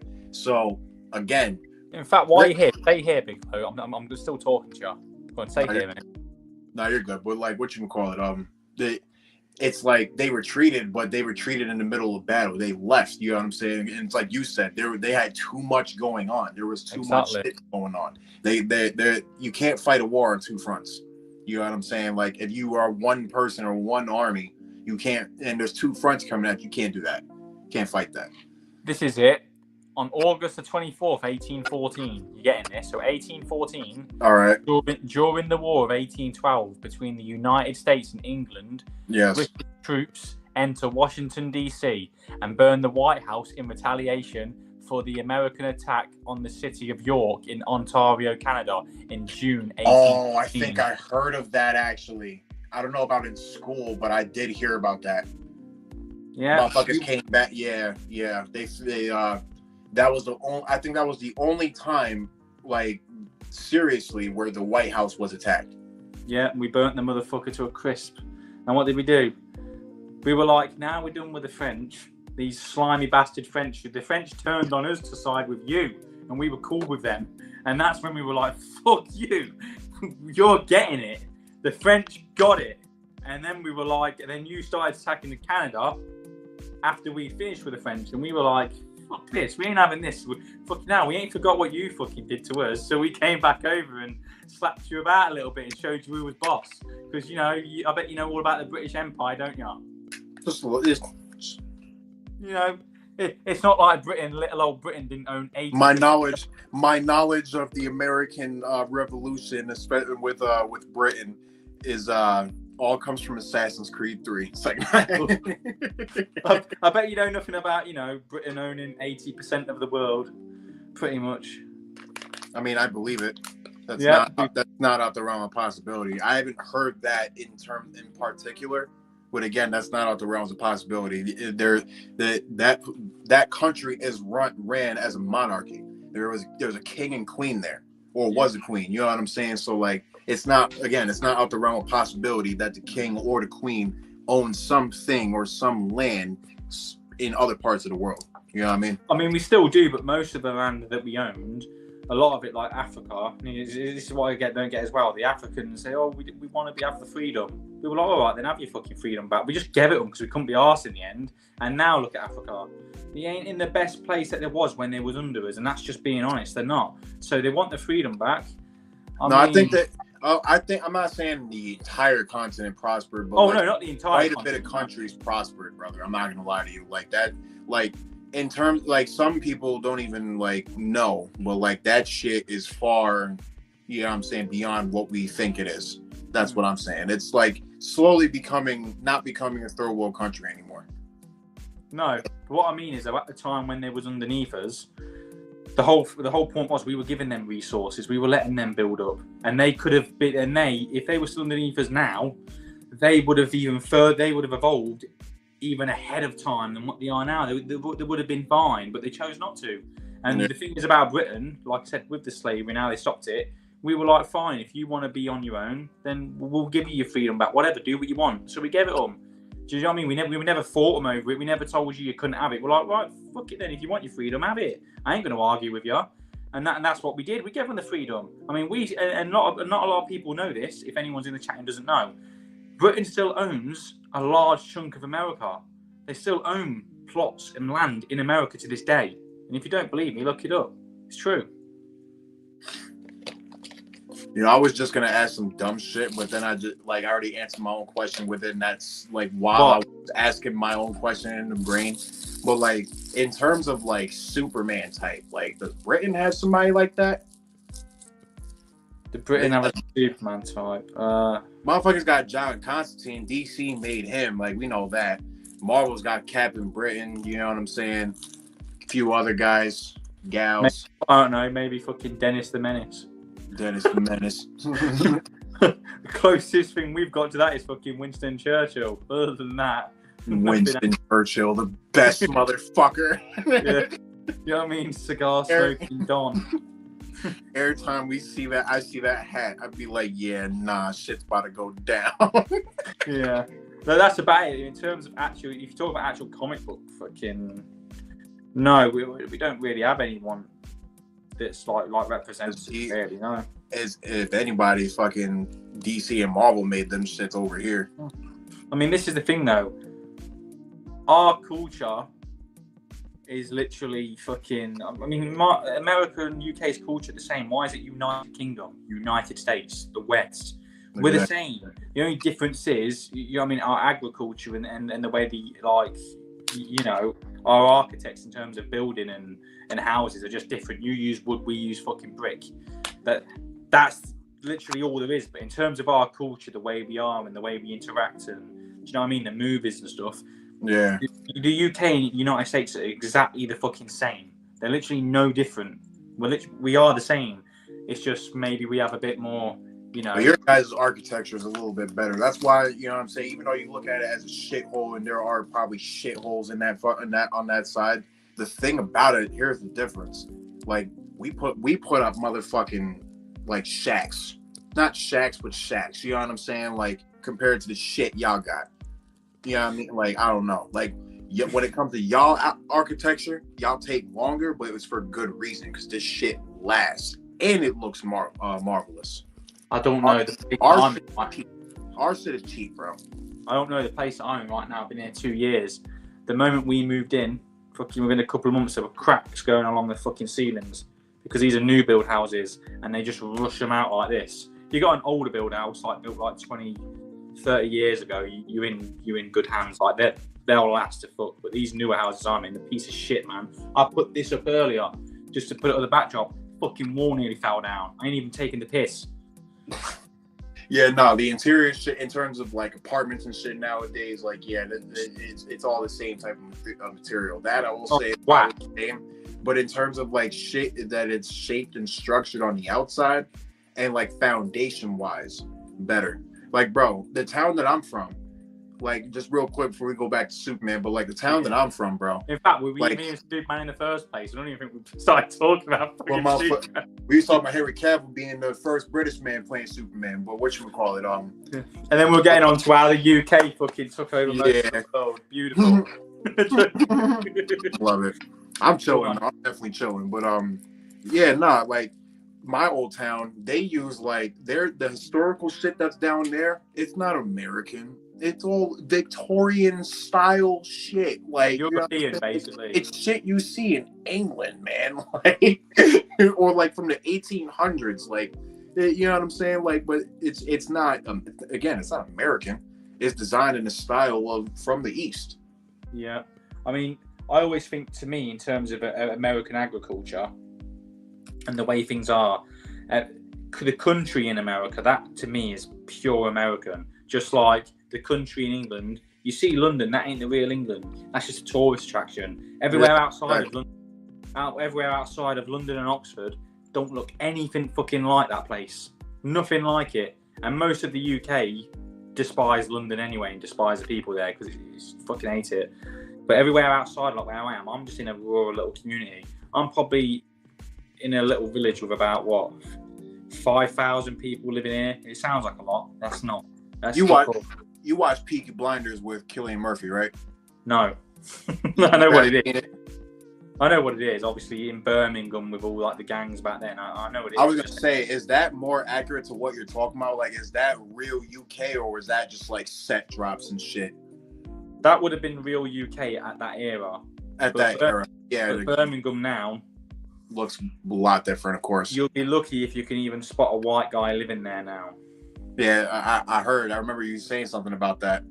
It's just full of Muslims and stuff and different religions, and yeah, they ain't the most. It's just some of them. I'm not going to paint them all with the same brush, but and then you've obviously got other people there, like you got the Polish and stuff. But in terms of it being an actual English city, it's not an English city anymore. It's a multicultural city now. That's the nicest way. All of the actual natives, though, they probably went inner in the city. They went to actual London. Yeah, and it's sad because, well, that's what happens when the country favours immigrants over their own people.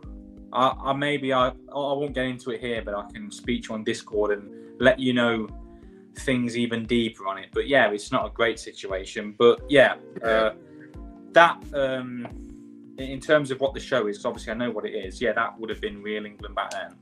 Yeah, but now, not so much. A lot of the places that have old buildings now are old factories in Birmingham, and they're all ran down and fucking and dilapidated. So most of them,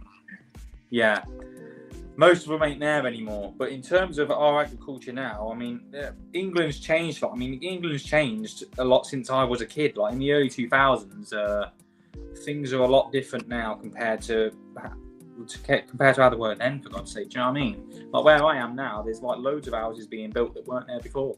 I mean, loads of the old country and the farms are being built over.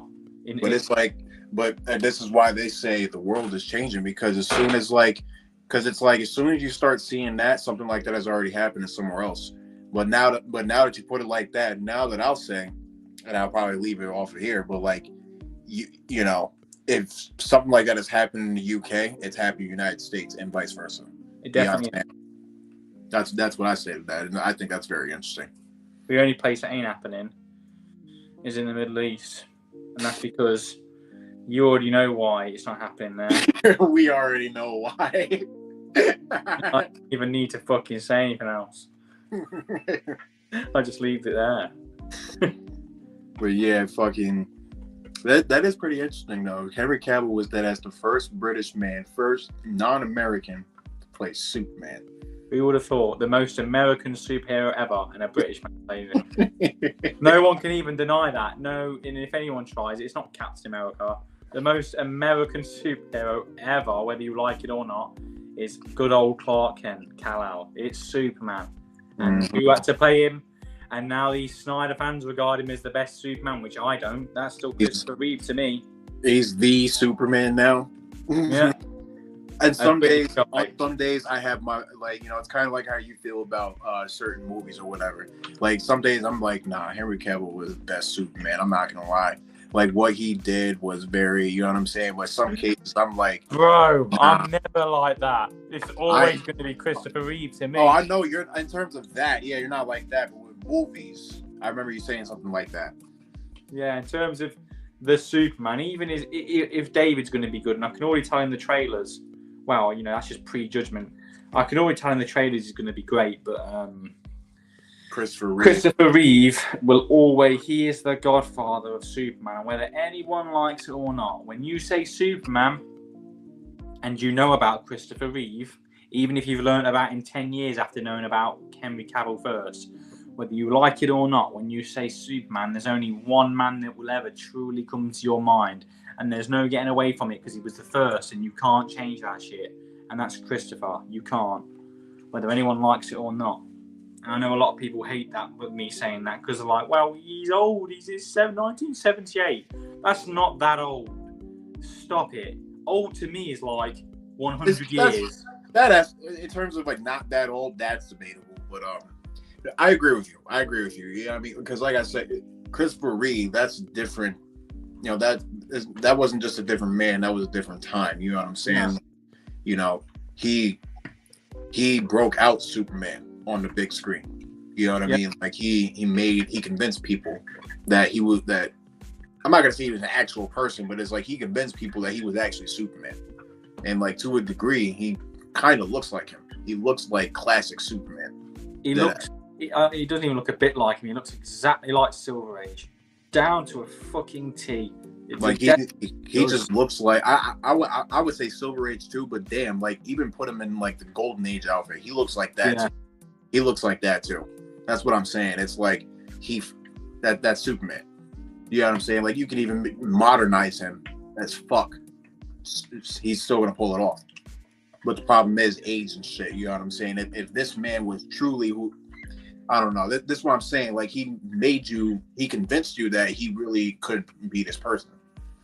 You know what I mean? That was the beauty of it. And he was in terms of his morals, in terms of how Christopher Reeve was in real life. He was definitely that character. Obviously, he couldn't do the things his Superman could do. That's the obvious. But in terms of the way he was, he even went through a body transformation too. Like that motherfucker went through extensive workouts and everything. You know what I mean? Yeah, we went through everything. He just completely overhauled the way he looked, and he was even told by, you know, like his acting classes, oh, you shouldn't take the Superman role, that's stupid, that's for kids.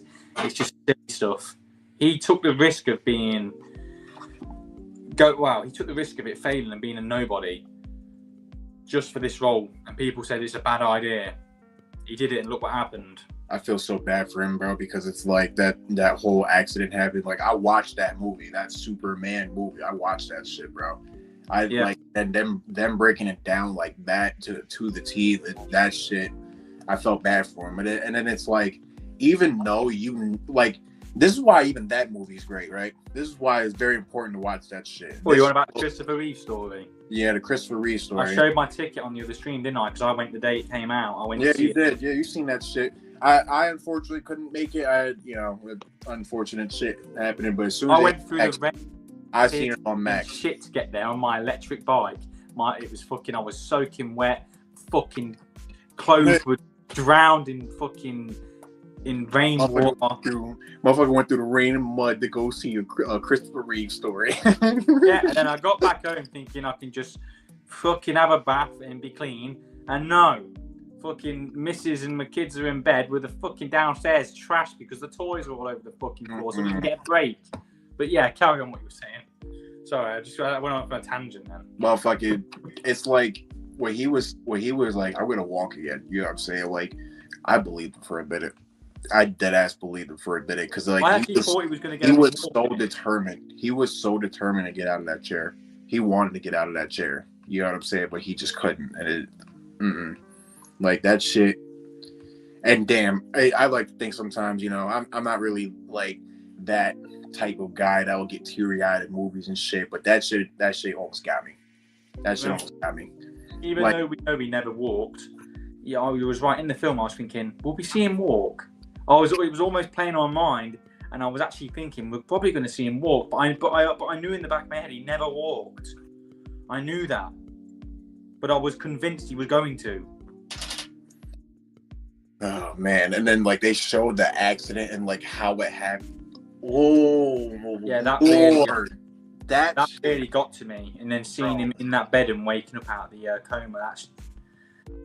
Oh, fuck! That hurt. Can you imagine that? No, I didn't know the time, but he wakes up and he's conscious. My neck is already hurting, respectfully, man. Because, like, you know, you're like waking up like this and looking around and knowing that you've come out your coma and you know your life. Then you've changed forever. It's never going to be the same again, man. Fuck it. And then you're seeing this big, strong guy. Do you know what I mean? Fair, like, you know, I had a decent body on him in terms of that generation body. You know what I mean? Well, in terms of that generation, it was great. You know what I mean? But and he was big, strong, able to do all these things. You know what I mean? Great actor, good-looking guy. You know what I mean? He had money. He had his kids looked after, and we went from that to being bedridden. Fucking terrible. It's sad, unfortunately, but I do agree with you too. You know what I'm saying? Like I said, but you know, the way I say it, it's like when, like, put it to like this: say like 20 years down the line, we get like 2 more Supermen, right? And motherfuckers do a ranking. Christopher Reeve is the honorable mention because he was Superman in terms of like he convinced people, you know, he broke out the character, and you know the things he'd done on screen, even with 3 and 4, like they were just amazing. Like when he was fighting himself in Superman 3, I'm not gonna lie to you, like I don't care if that was like studio pushed in shit. The way he was acting in that, he gave his all. He really gave his all, and I was convinced in that. Even when he was fighting Nuclear Man, the worst villain ever to appear in comic book movie history, in my opinion, he was giving his all, bro. I'm not even going to deny. The writing was just off. That's the problem. You know what I'm saying? So when you do that, and you're like, you know, you're putting in the work, it might come off a little bit. You know what I'm saying? That's why 3 and 4 were not as good as 1 and 2. But that doesn't mean he was worse. You see what I'm saying? Like he was still. His character, the way he treated that character, consistent. That's why, at least to me, honorable mention. Like, it's not even fair. It's not fair to compare him to everybody else. They're not going to be him. Isn't it? Because it's not fair because he literally is in a different league to everyone else because no one else can do what he did. That's what I'm saying. Like, it's more than just do what he did, but, like, be that convincing. Oh, no. Do you know why I say do what he did? I meant it in terms of be that no one can do what he did in terms of he was the first Superman. No one can outdo that because he was the first. You can't be the first. He was. you can't put Superman on the map in terms of movies. He did that first. Yeah, So it defeats that he did first. I'm glad you said that because he wasn't the first technically, because there was Kirk Allen, but Kirk Allen wasn't in the movie. And you had George Reeves. What was his name? George Reeves. I always thought that was his dad, but I guess it's not. No, isn't it mad? Reeves. It's crazy, isn't it? And then there's George Reeves, and then Christopher Reeve, and then Matt Reeves. What the fuck? In DC. Crazy. Like what? Yeah. I always say because I didn't know, because my fault, but I didn't know like Christopher Reeve was like, because I always said it like Christopher Reeves, and then I discovered George Reeves, so I always thought that was father and son.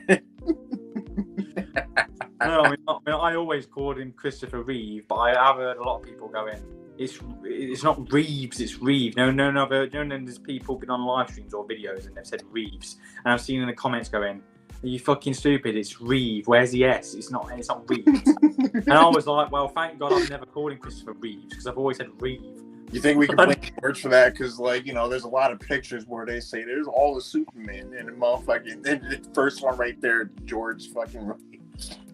And then they say Christopher Reeves. Oh, man. Don't you just love the fans? Oh, God. Making those collages. Well, that's funny. But yeah, I just say no one will do what he did in terms of being the first to do things. And no matter what, he should, in my opinion, he should always be at least first and second in your list. At least one or the two. Yeah, at least right now, because, like, again, there's not that many. So, and then, like, when you start listing them off, he's always the first. Like, because like, you're probably going to look it up on Google, and Google will start with him. You know what I'm saying? So, yeah, for the most part, I do agree. If he's not that, at least do an honorable mention, and that better be your honorable mention. Facts. And just that image of him standing there like this, with his arms crossed with the New York bat. Fuck, it's just iconic. Like, what can I say? That is just, even though I love Man of Steel for what it was, you put a picture of fucking Henry in the suit next to Christopher Reeve with the suit. I'm telling you right now, it's not even close in terms of the aura and the iconicness of it.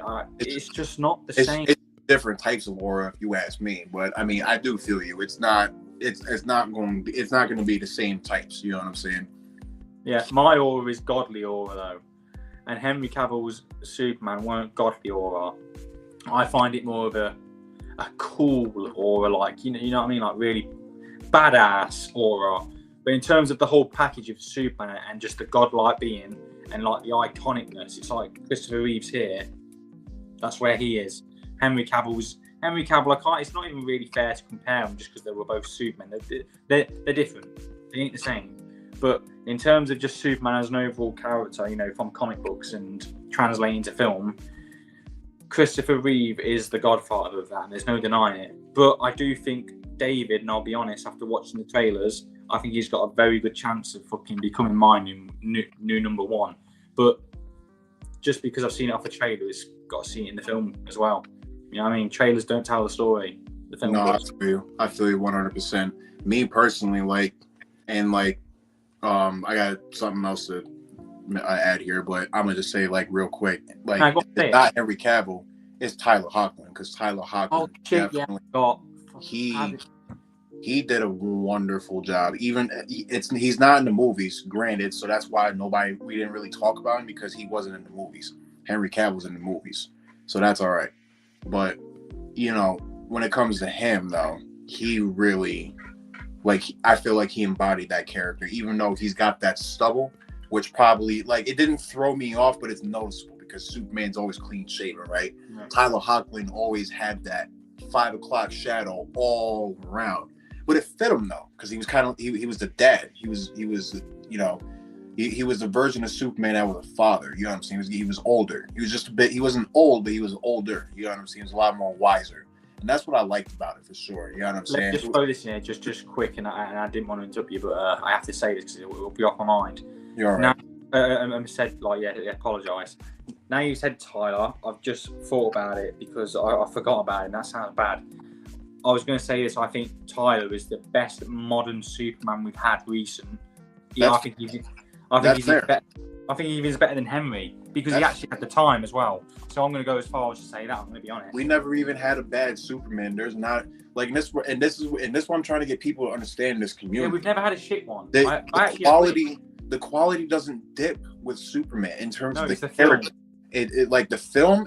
All right, we can argue with the film and the content. That we can argue. Superman and Lois is arguably a better story than Man of Steel. Some people will argue that Man of Steel is more digestible than, Superman and Lois. Superman and Lois got 4 seasons. Man of Steel is just 2 hours, 20 minutes long.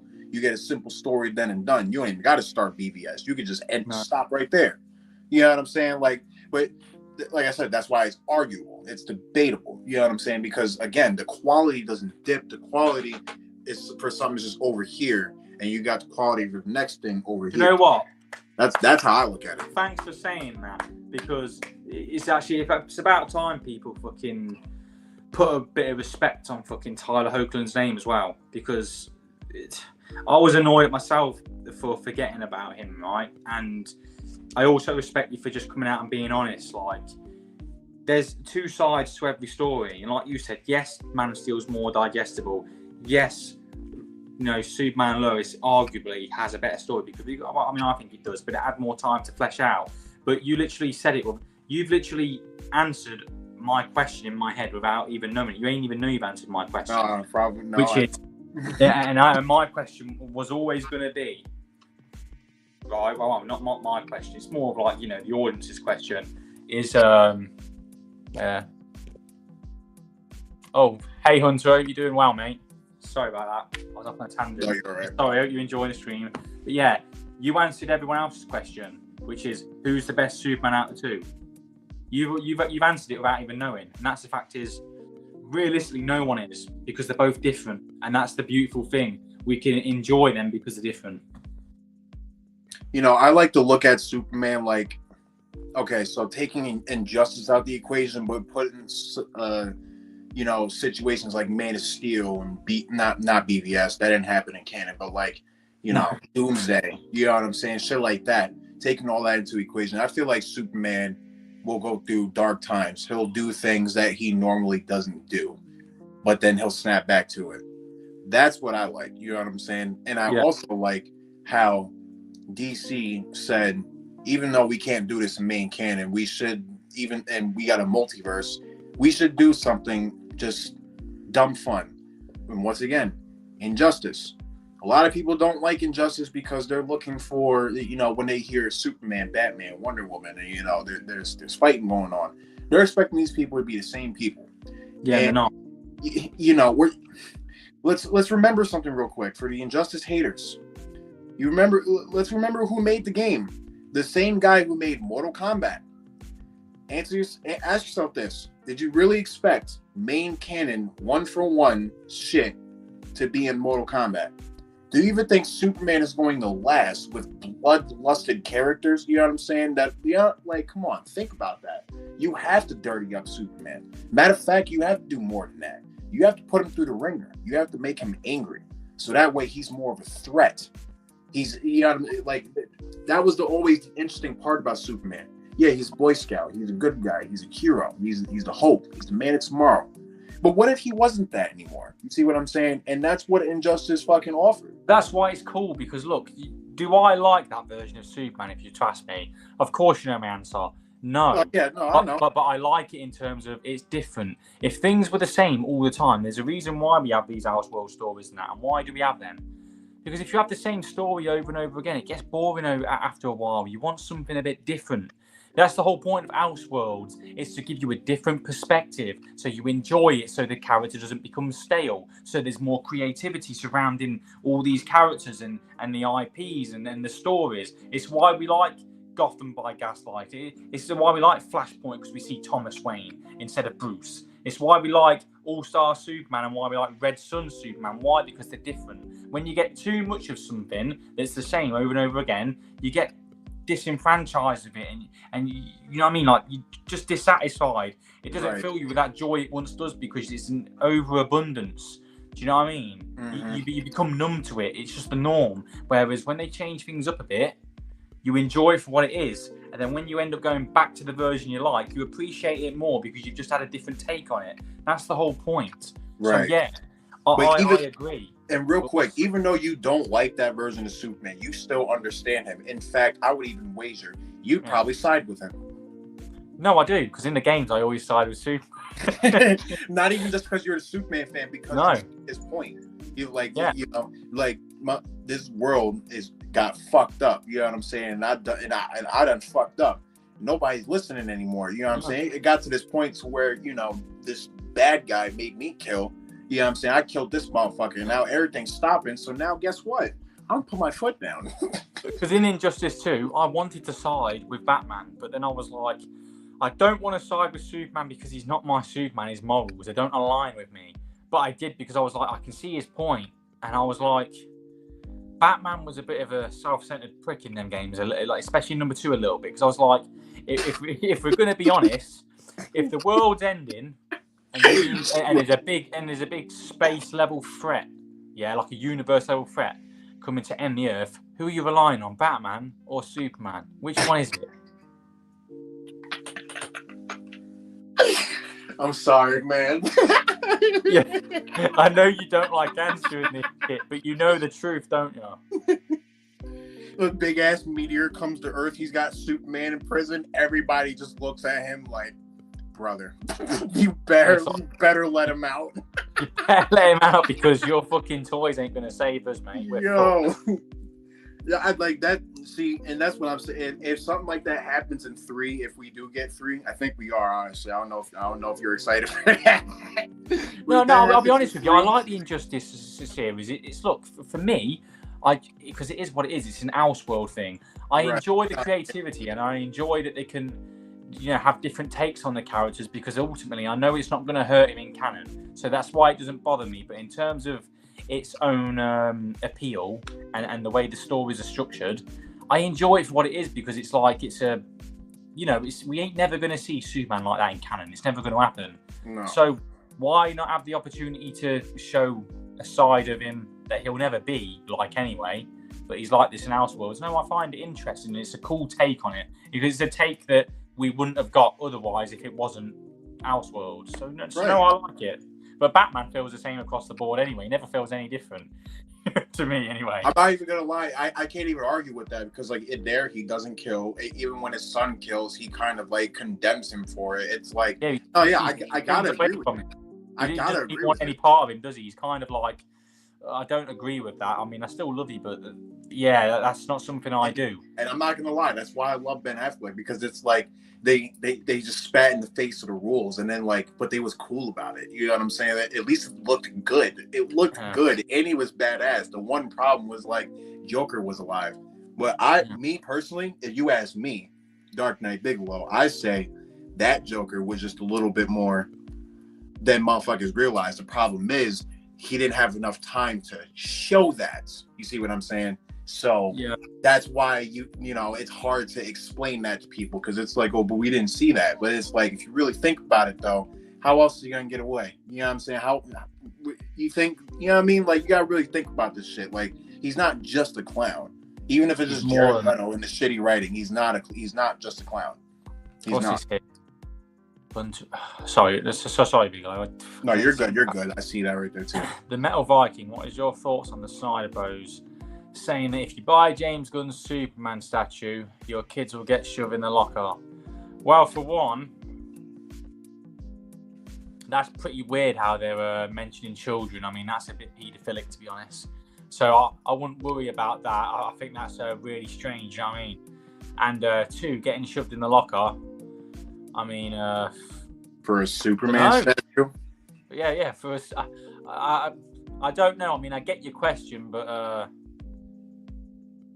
I don't know. I've learned to fight, I guess. Learn to fight. I mean, that too. Shit, but it's just like, you know, get training real quick. Fucking watch some fucking Batman montages because you're gonna need to learn how to fight or some shit. Seriously. Like, so, like, and I don't know who's saying that. I imagine it's some low level, low life fucking Snyder cult. But it's like, Yeah. if you're really saying that, like, you must have had no life, and that probably happened to you just because. I was about to say Not even gonna lie. it's finest. Like, that's never happened to me per se. It was always like, oh, you watch Spider-Man or you watch Star Wars. Like, I never even got the Spider-Man shit. Like, a lot of like kids that I've met always like Spider-Man, but like when I said I like Star Wars, that was it. It was like, ew, you like Star Wars? What the fuck? Like, Yeah, when I was motherfucker, like Darth Vader. What you mean? If you like superhero stuff, you were kind of like, you kind of got given the pass. But as soon as you mentioned you like Star Wars or Lord of the Rings, they were like, you're a fucking geek. They went, on, you're a geek. Get away from me, you little nerdy fuck. Yeah. Oh shit. Well, yeah, man. I mean, or they'd go Potter. Facts, like Harry Potter too. As soon as you say something about Harry Potter, quiet. It's quiet. Yeah. But nah, like them Snyder niggas, man, I'm tired of motherfuckers, bro. Because they're always saying some dumb shit. I called them out on my video. If you want to know what I think of the Snyder fucking bros and fanboys in general. Oh, I already know. I've seen that shit. Yeah. Watch my latest video, right? Because there's a lot of people on YouTube, and I'll say it now, they're fucking pussy holes. They're faggots. Absolute plebs, right? They won't say their true emotions. I'm not bothered. I say what I fucking want, and if no one likes it, get fucked, suck my dick. I don't care. I literally don't give a flying fuck. I say what I want when I want, and I've not got a problem doing it. And how I act now on live, this is exactly how I am in real life. If my family fucking ever talk shit to me, I'm the same to them. I don't hold no holds barred. I give it anyone and the way I see it is this: if you're big enough to give it, you're big enough to take it. And I'm a big boy, so I can take the fuck off people. All right. The way I see it is this: fanboys in general are fucking bad. Not just Snyder fans, fanboys in general. Yeah. True. Be a fan of things. I'm not saying you can't. If you're a fanboy in terms of just enjoying the products and you're not being toxic to people, that's kind of different. But there's a fanboy, then there's a fanboy, where you defend everything. Like a flamboyant fanboy. Like, you know what I'm saying? He's very out there with it. Yeah, and that's exactly what it is. And if you heard my fucking video, I called out harsh critic as well, because he likes to fucking talk shit about people, but he'll never debate them. What he'll do is he'll come out with a personal insult to me, and he'll personal insult to other people. And the thing is about him, what he should learn, if he ever seen my video, which he wouldn't have anyway, he can't do personal insults like me. I'm sorry about you Americans, but you ain't quite got the insult game like the Brits. I could fucking rip that guy to shreds. Do I need to? No. I said what I said in my video. Enjoy what you enjoy. Just because if Bigalow would probably like something that I don't like, he's going to have fucking likes that I dislike. You're going to, do you know what I mean? I'm not going to like everything that you like. Does that mean I'm going to give him shit? Does that mean I'm going to be toxic towards him? Does that mean I'm going to be racist towards him? Does that mean I'm going to be hateful towards him? Right. That's a fact. Yeah. That's probably just a stick though. I mean, it is Dave harsh critic, you know what I'm saying? So it's like he's making a statement and he's gonna stand on that hill, whether, you know, and it's probably just I think he's doing it just a content farm. He's farming engagement, you know what I'm saying? Like that's what I think he's doing. You know, that's the type of motherfucker I wouldn't pay no mind, because it's like, you know, they're just gonna say anything, you know what I'm saying? Like in terms of like, you know, because like I said, it's not just one side when it comes to Superman, at least that I listen to the other side. And yeah, I listen to both because you have to. Right. And I'd like try to find motherfuckers that is like not to, oh, I hate Marvel and DC because I hate Marvel and DC. Like Ripper, for example. Ripper, he was a big Marvel and DC fan, but he stopped because he felt like all the shit they was doing just wasn't for him anymore. So he stopped, you know what I'm saying? He stopped watching the movies, he stopped, you know what I'm saying? He didn't even watch the shows, none of that shit. He just stopped, and he stopped reviewing the shit, stopped buying the comics, made his own shit, right? You know what I'm saying? And he'll still like, you know, see like a trailer or see a picture or something and give his own take on it. And it's like, what I've heard from him and Superman is like, as long as Superman is Superman, it's fun. You know what I'm saying? Am I gonna go see it? No, that's not. I don't have time for that. That's how he looks at it. But it's more or less like, as long as he is, you know, is Superman, is doing what Superman is supposed to be doing, and is, you know, doing Superman things, it's gonna be fine. The movie's gonna be fine. But if you know, you focus on all the bullshit that doesn't belong in there, that's where it's gonna fail. Nobody cares. And this is all I'll say to end it. Really, is if you're an adult, you don't even have to worry about this shit anyway, Hunter. If you're an adult, you don't worry about it, because adults like me are civil with people, and there's something called agreeing to disagree. I don't hate anyone for having a different opinion to mine. In fact, I respect it because you're able to voice it. Like I said, and this is all I'll say about it, like what you like. Don't give a fuck about other people if they don't like what you like and they're giving you shit for it. Just like what you like, enjoy what you enjoy, and don't just fucking listen to other people if they're like I said, if they're being negative about a certain project or character or film that they hate that you like. Because Right. there's people out there that won't like what you like, but they can still be nice to you about it. They won't hate you in any sort of way because you like something they don't. Like me and Bigalow. Me and Bigalow get along because, yeah, there's a few things we probably don't agree on in terms of projects and media, but me and him going to fall out over it. No, why? Because, as I've said, we're both men. We're adults. That's a fact. We ain't children. And And all we- it is And it's not even that this shit's bigger than us. We're bigger than this shit. So exactly. yeah. But like, this ain't that deep to us. We love the characters, but if we were to stop doing YouTube now and stop doing fucking streaming and everything and nip it in the bud right now, we go back to being who we are anyway. We ain't no different outside of this. We're the same motherfuckers you see right here on the screen. That's a fact. Nothing changes. Nothing changes. We ain't no different. It's just right now we have a platform that we're able to voice our opinions on. But, you know, and we're being honest. Me and Bigalow ain't fucking faking the way we are. The way I am right now in front of you as I'm speaking this moment in time, the way Bigalow is lighting up a blunt every time he wants to, right? Yeah? We're still the same people. That's it. We're never going to bash you for your opinion. If you like fucking Birds of Prey, for God's sake, I mean, God help you if you like it, but I ain't gonna hate on you for your opinion. If you think that's the best film in the fucking DCEU, then whatever, you go for it. If you like it and that works for you, who the fuck am I to tell you that you're wrong? I'm not. That's a fact. That's a fact. And real quick, you know, any young buck that does come across this video, I mean, shit, I don't know how, but if you did, you did. Any young buck that does come across this video still in school, you know, on any aspect, you know, don't let the motherfuckers bully you over nothing. You know what I'm saying? And like what you like. Exactly what Viking just said. You know what I'm saying? You don't got to stop liking something because everybody else ain't into it. Nah. You know, you want this figure because it looks fucking cool. Get that figure, man. You know what I'm saying? It don't matter. You know what I'm saying? You want that Goku figure. You want that Naruto poster. Grab it, bro. You only live once. You know what I'm saying? You see this Batman back there, Star Wars, right? You know what I'm saying? Like, eventually I'm gonna, you know, frame this and, you know, put it up for like another room type shit, you know what I'm saying? But like, it's more than that. If you like the shit, like, get it, man. You know what I'm saying? You can get it. Because that's what I say. You know what I mean? You only live once, and at the end of the day, they're making this shit for a reason. You know what I'm saying?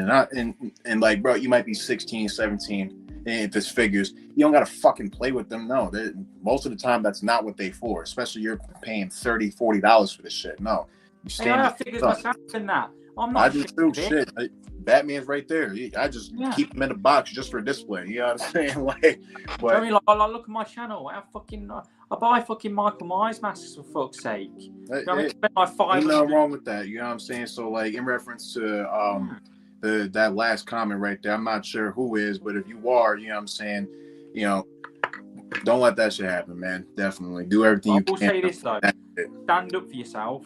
Stand up. Even if you get beat up, right? And this is the way I see it.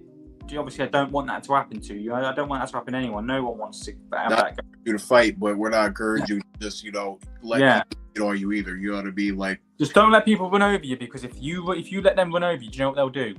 They'll see that you just let them do whatever they want to you, and you don't do anything about it, and they'll continue to do it, and they won't stop until you retaliate. Sometimes in life, you have to, whether you like it or not. You have to retaliate. If you Or, just like I said, for those young bucks, if you're in school, that shit's happening. You know what I'm saying? You're not like that. Tell the teacher, tell the hall monitor. You know what I'm saying? Like I said, I'm not gonna encourage you to fight. You know what I'm saying? I just don't want motherfuckers to walk all over you because you like something. You know what I'm saying? You like like superheroes, some shit. Nah, man. Put it this way: if we changed our opinion, like me and Bigalow, because I'm pretty sure, me and Bigalow, because I got some shit for liking what I did. If I listened to the people who gave me shit when I was a really, really young kid, I wouldn't even be doing this right now in front of you. Oh yeah, no. Bigalow. Oh yeah, no. Y'all would have never met me. No. So follow your passion. Follow your passion. Enjoy what you like. And I will say this: if there's anyone that does come across this, and you're one of the bullies, don't be doing that shit because it ain't cool. No, it's not cool. Because what will happen is when you leave school, people will remember what kind of person you were, and they'll grow up thinking, yeah, that was the cunt that used to bully me, and karma will get you back. Treat people how you want to be treated.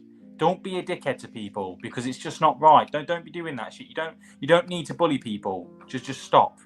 That's corny. That's corny as fuck. That is. You know what I mean? Like at the end of the day, your judge of character or your character overall says everything about you. You know what I'm saying? Make sure that shit is sharp. But in terms of that segment and that shit right there, but like back to the blockbuster Superman, I think it might be a sleeper. I want it to be good. I want everybody to see it. But I do have my doubts. I'll be honest, DC does not have that pull with the audience right now. That's the problem. They only have it with Batman. I just do feel like this one's going to be different though. Will it make $1 billion? It's possible. I'm not going to say it can't happen. Of course, it's possible. But I think personally, to me, if you had to ask me what it's going to make,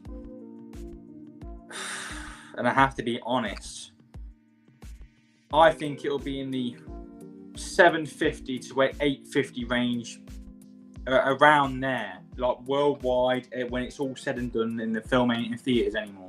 There, anything above that is fantastic because of the bad word that DC's had for a long time, right? If it's Batman, that's different. Batman doesn't get a bad word, but then you've got to remember they've got some big hitters.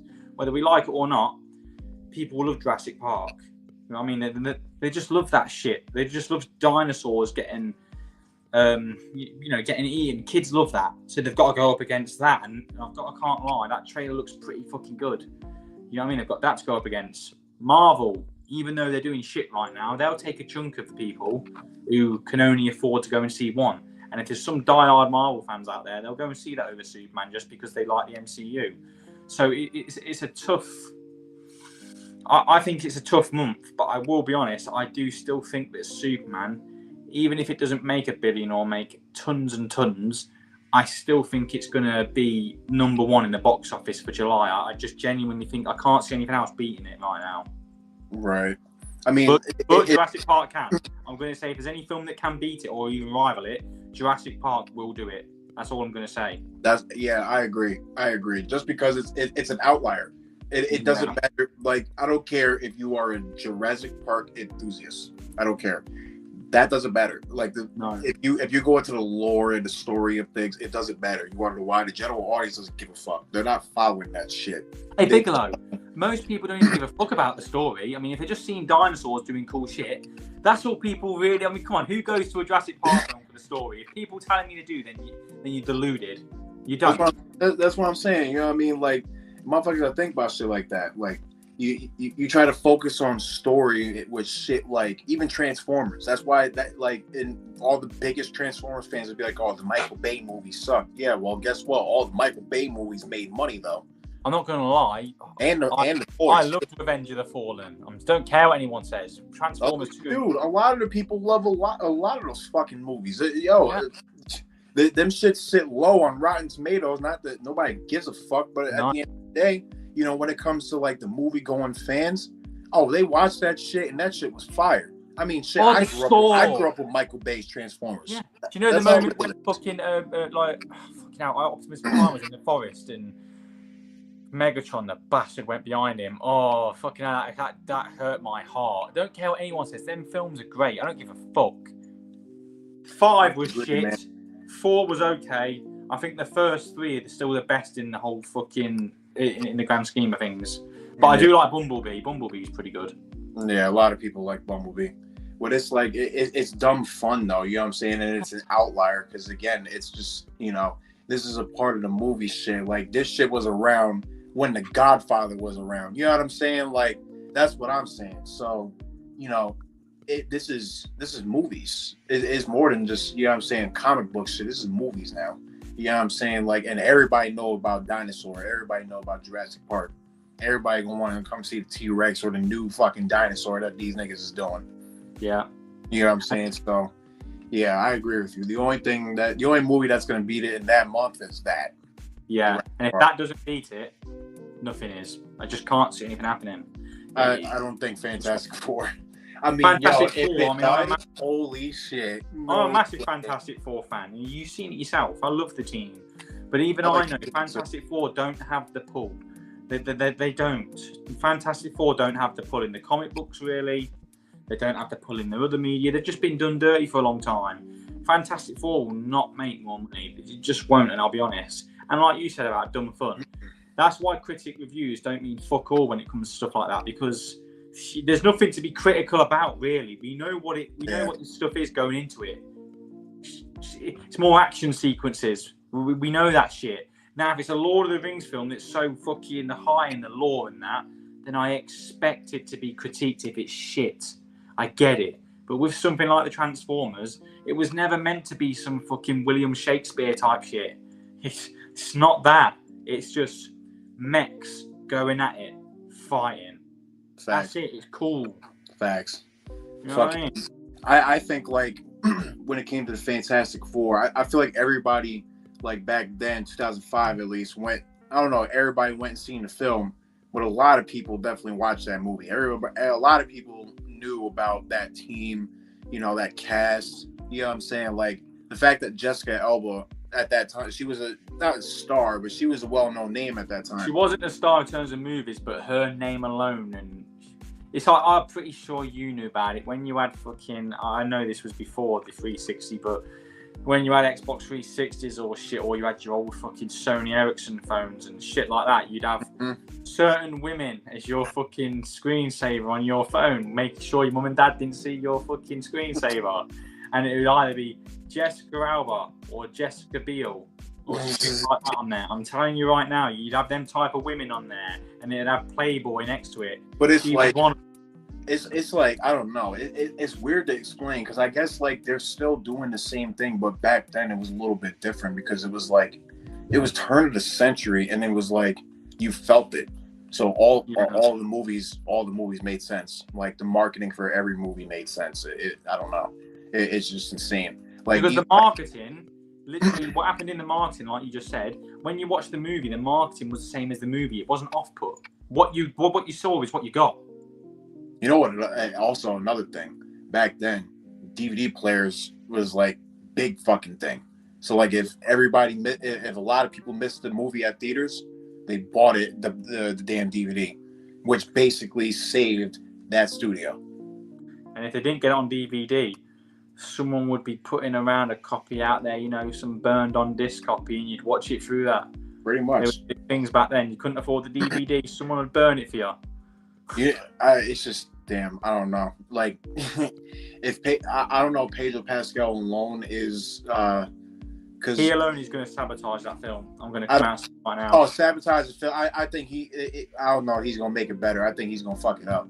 Well, I don't. He is a big name right now. We're not going to underestimate that.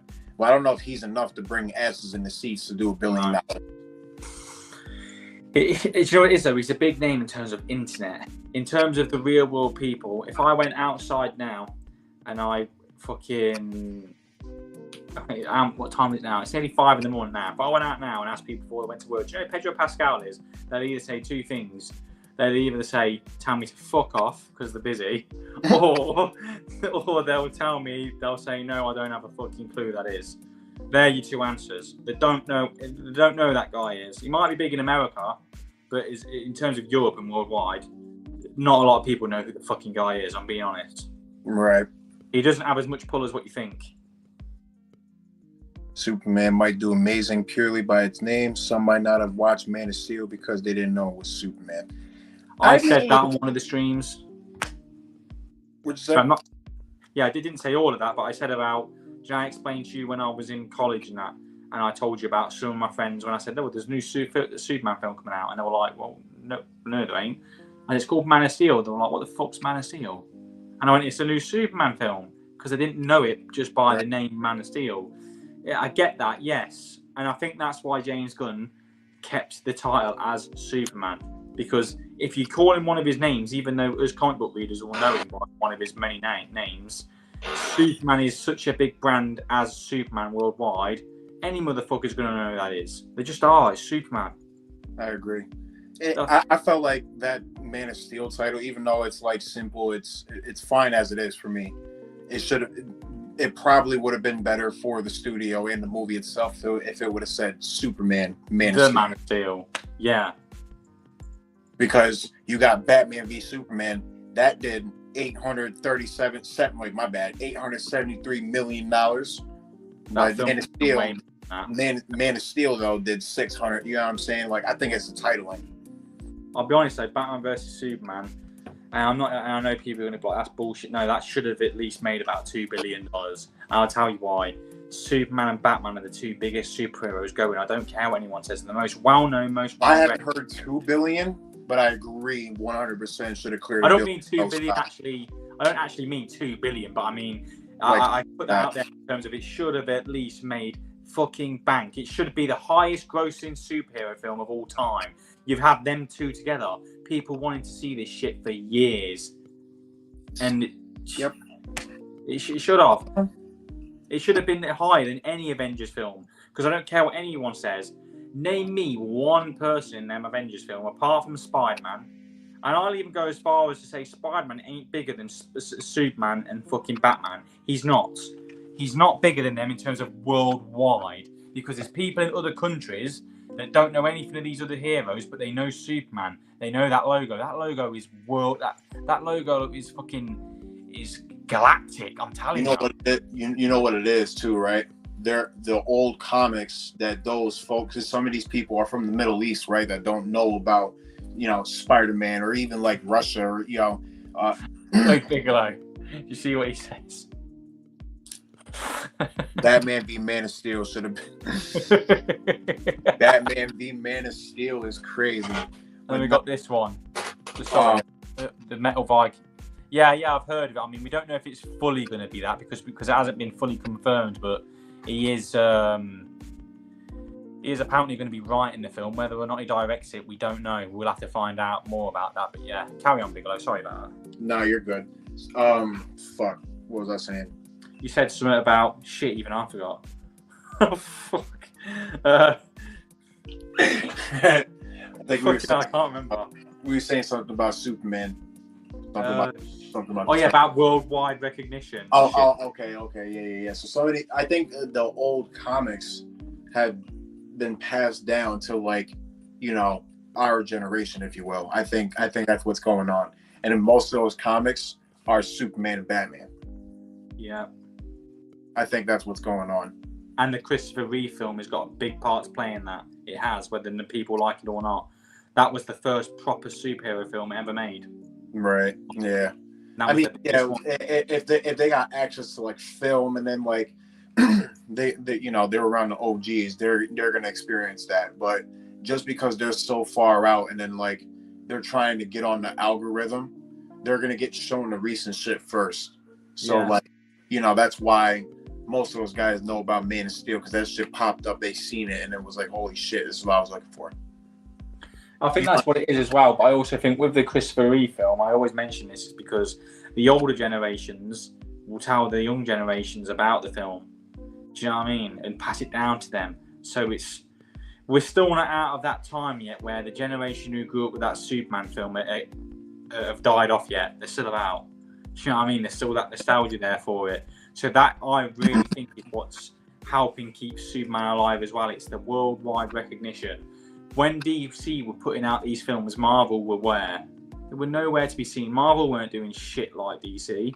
DC, whether people like it or not, apart from their big universes that they're fucked up in, Marvel really, film for film, solo wise, and I love the Raimi films. I'm going to forget about them in some of the other films. I don't want to mention them because I love them. But film for film wise, and the impact they've had on cinema, DC have had more impact on cinema than what Marvel have. They just have Batman 89. Do I need to say any more? Superman 78. Oh no, I'd say at this point. No, I mean at this point probably not. But I'm saying historically, though, speaking. Historically, fair. Yeah, no, they. Yeah. Okay, so yeah, the best way to put it, they essentially kicked it off, and Marvel just kept it going. You know what I mean? Yeah, that's all. Because Blade alone saved Marvel, like as a whole, the company saved Marvel. You know what I mean? Like that goes with without saying.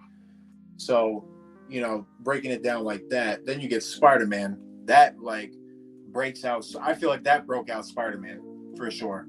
Yeah, it did. It made him a ton bigger. I mean, the animated series helped it in the 90s, but it was them films that pushed him into bigger heights than you've ever seen. That's what I'm saying, and like that was a time where movies were truly going worldwide, and you know what I mean, like no problem. Spider-Man was no exception, so of course, you know, everybody's gonna see that. You know what I mean? The series part, the '90s series, I just don't know if you know everybody worldwide done seen that. But in terms of Tobey Maguire Spider-Man, I'd wager they have. Do you know what though? We say that Marvel carried it on, but did they really? Think about it, Bigalow. I feel like they Dark have. Knight Rises like they ended have, in 2012. 2012 it ended. Think about it. I The feel Dark like Knight. I feel like they have though, because like I said, you know, they kept it going. Like they like I said, they did Spider-Man, and then they did Iron Man, Robert Downey Jr. Like that was holy shit. You know, like bro, at that time, 2008, that was a different time. And then the Dark Knight came out.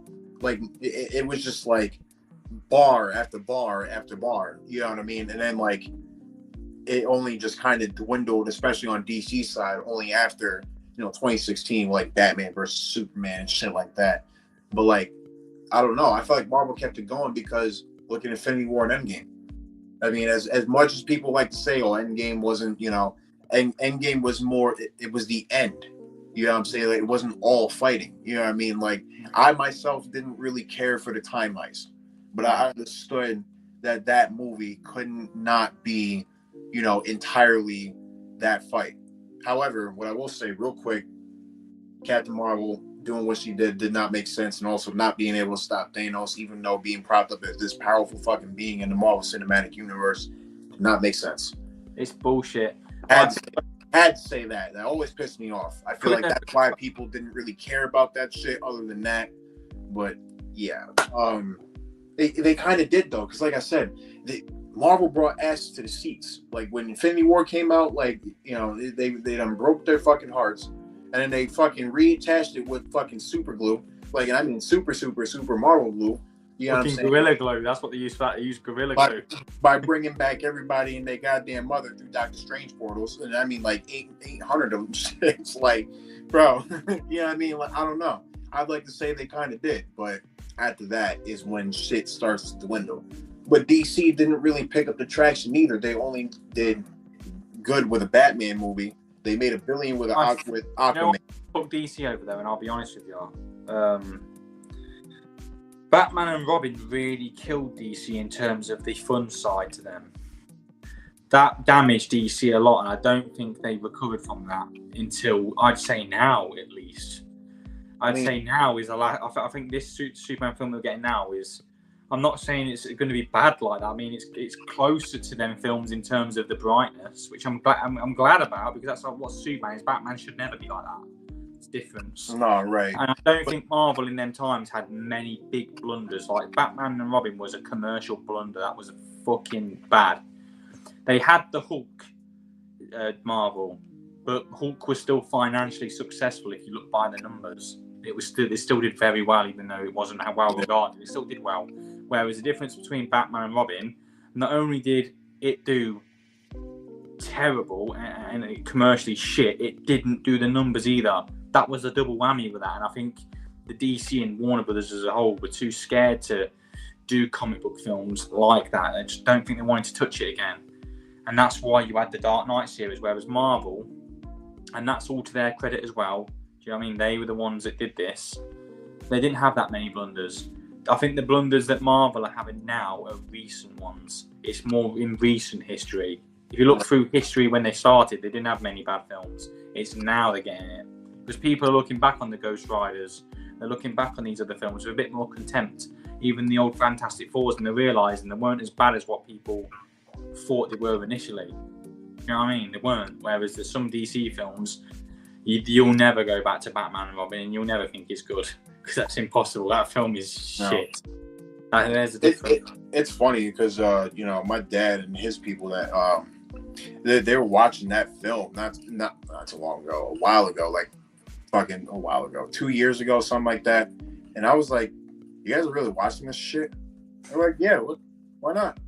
They're like, "It's Batman and Robin." They were like, "Yeah," like they were all normal about it too. And I'm like, this must have been.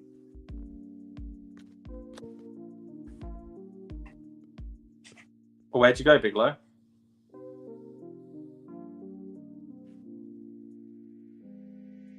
Bigalow will be here in a minute. I don't know what's going on. It's probably his phone, but I'll answer a question why he's gone.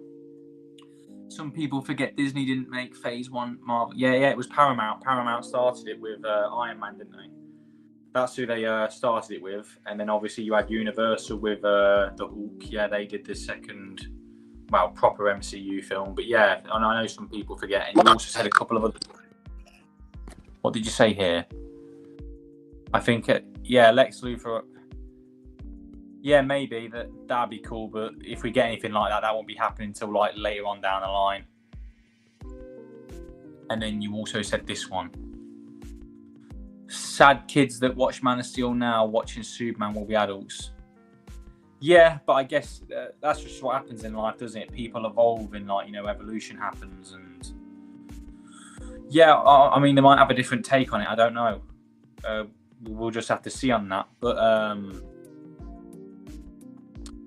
yeah, I think people, though, with this new Superman film, I think it might give people a different perception on how this movie's going to work as a whole. I don't know what's happened with Bigalow, by the way. He was on stream, but I don't know what's happened. His stream's gone off for some reason. Oh, here he is. Get him back in. There you go. Hey, what happened there, mate? Yeah, I don't think Bigelow's thing's working. Oh, there you go. You think you're back a little bit. Oh. Yeah, now I'm already getting fucking birthday calls, and it's from this one bitch that I haven't spoken to. Oh my god. Hilarious. Oh yeah, everyone. Fucking, it's Bigelow's birthday. Happy birthday, mate. I wasn't even trying to mention that shit, but this mother, she keep fucking calling and calling and calling. I'm like, yo, what the fuck? Because it fucks up the stream every time. Like, it cuts off the mic, starts ringing. I just try to put it on D&D. It doesn't work. It's fucking ridiculous. That shit was pissing me off. She's wanting some of that Bigalow D. She's got a man. I've consistently dubbed her shit. She's got a fucking man. I wasn't even trying to be on live with this shit, but holy shit. Like, I'm over here like, yo, what the fuck? Hey. Random shit. Do you know what I say? Women will be women, right? Apparently they will, man. Shit. Oh no, but yeah, it's Bigelow's birthday. Well, how old are you going to be, Bigalow? Would you like to tell the audience, or do you want to keep it to yourself? 25, actually. 25. Fuck how I feel about 40. I mean, you can kind of like make the calculations after I keep saying I grew up with Dark Knight and I grew up with Fantastic Four from 2005. If anyone wants to know how old I am, I'll be fucking 28 this year, so I'm 27 at the minute. Word. But yeah, so that's why me and probably Bigelow get along, because he's only fucking 2 years younger than me. So that's it. Fuck all in it. Like I said, we from the same generation, man. Yeah, we grew up with this shit. Getting pretty sure you grew up with fucking VHS just like I did. Like the way, I like to say, I grew up in the dying days of y'all shit. So like I seen the Rugrats on VHS. Oh, Rugrats Search for what was it? Reptar, the one where fucking hell, yeah, that was I just remember I was a damn baby with that shit. You know what I'm saying? Like that was just among the shit that pops in the TV in my room. For what I mean, but I don't know. I guess I was just that conscious. Bigalow, I know every generation says it, but come on, we had the best shit when we were younger. Come on, we did. Hey, I feel like the '90s always had the best tech. You know what I'm saying? That weaved into 2000. You see what I'm saying? So like again, motherfuckers can say all they want, but like this is why I say like I might as well be a '90s kid because all the shit y'all had in '99, I had in fucking 2003. I had in 2005. Yeah, I agree because we had fucking hand-me-downs passed down from siblings. You know what I mean? We had that shit. I don't care what anyone says. Even the shows we had 90s reruns, but we also had our own shows. Like I loved fucking Power Rangers, Wild Force, TMNT 2003. Oh god, I loved that shit. You know what I mean? Cool as fuck. Do you know what I mean? And Goosebumps, like the books. I'm a big fan of Goosebumps. Probably seen my channel. You know what I mean? Like when I was a kid, they were still massive. Do you know what I mean? Like going to the library on Thursdays. I never even would read the book. I just look at the front cover and go, yeah, that one's cool. I'll take this one home. Do you know what I mean? Like, shit like that. And I can't remember which one it was, but I actually sat down and read one of them shits, and it was definitely fun. It was kind of funny. I think it was Night of the Living Dummy. I actually sat down and read that shit. Yeah, I mean the good little books. I mean, I have the whole collection. Fucking hell, they cost me a lot of money to get imported from the US. Do you know, we're going off another tangent. Do you know what? I think what we should do is, again, right? That's if you're up for it. Instead of doing superhero stuff, because obviously we like it. Oh god, I moved my fucking thing. Oh, obviously we like it, but I think maybe the next stream we should do some. I'll talk about horror and that because look, pretty sure you like horror like me. And we love our superhero stuff. I genuinely think that me and you should do a podcast just on horror.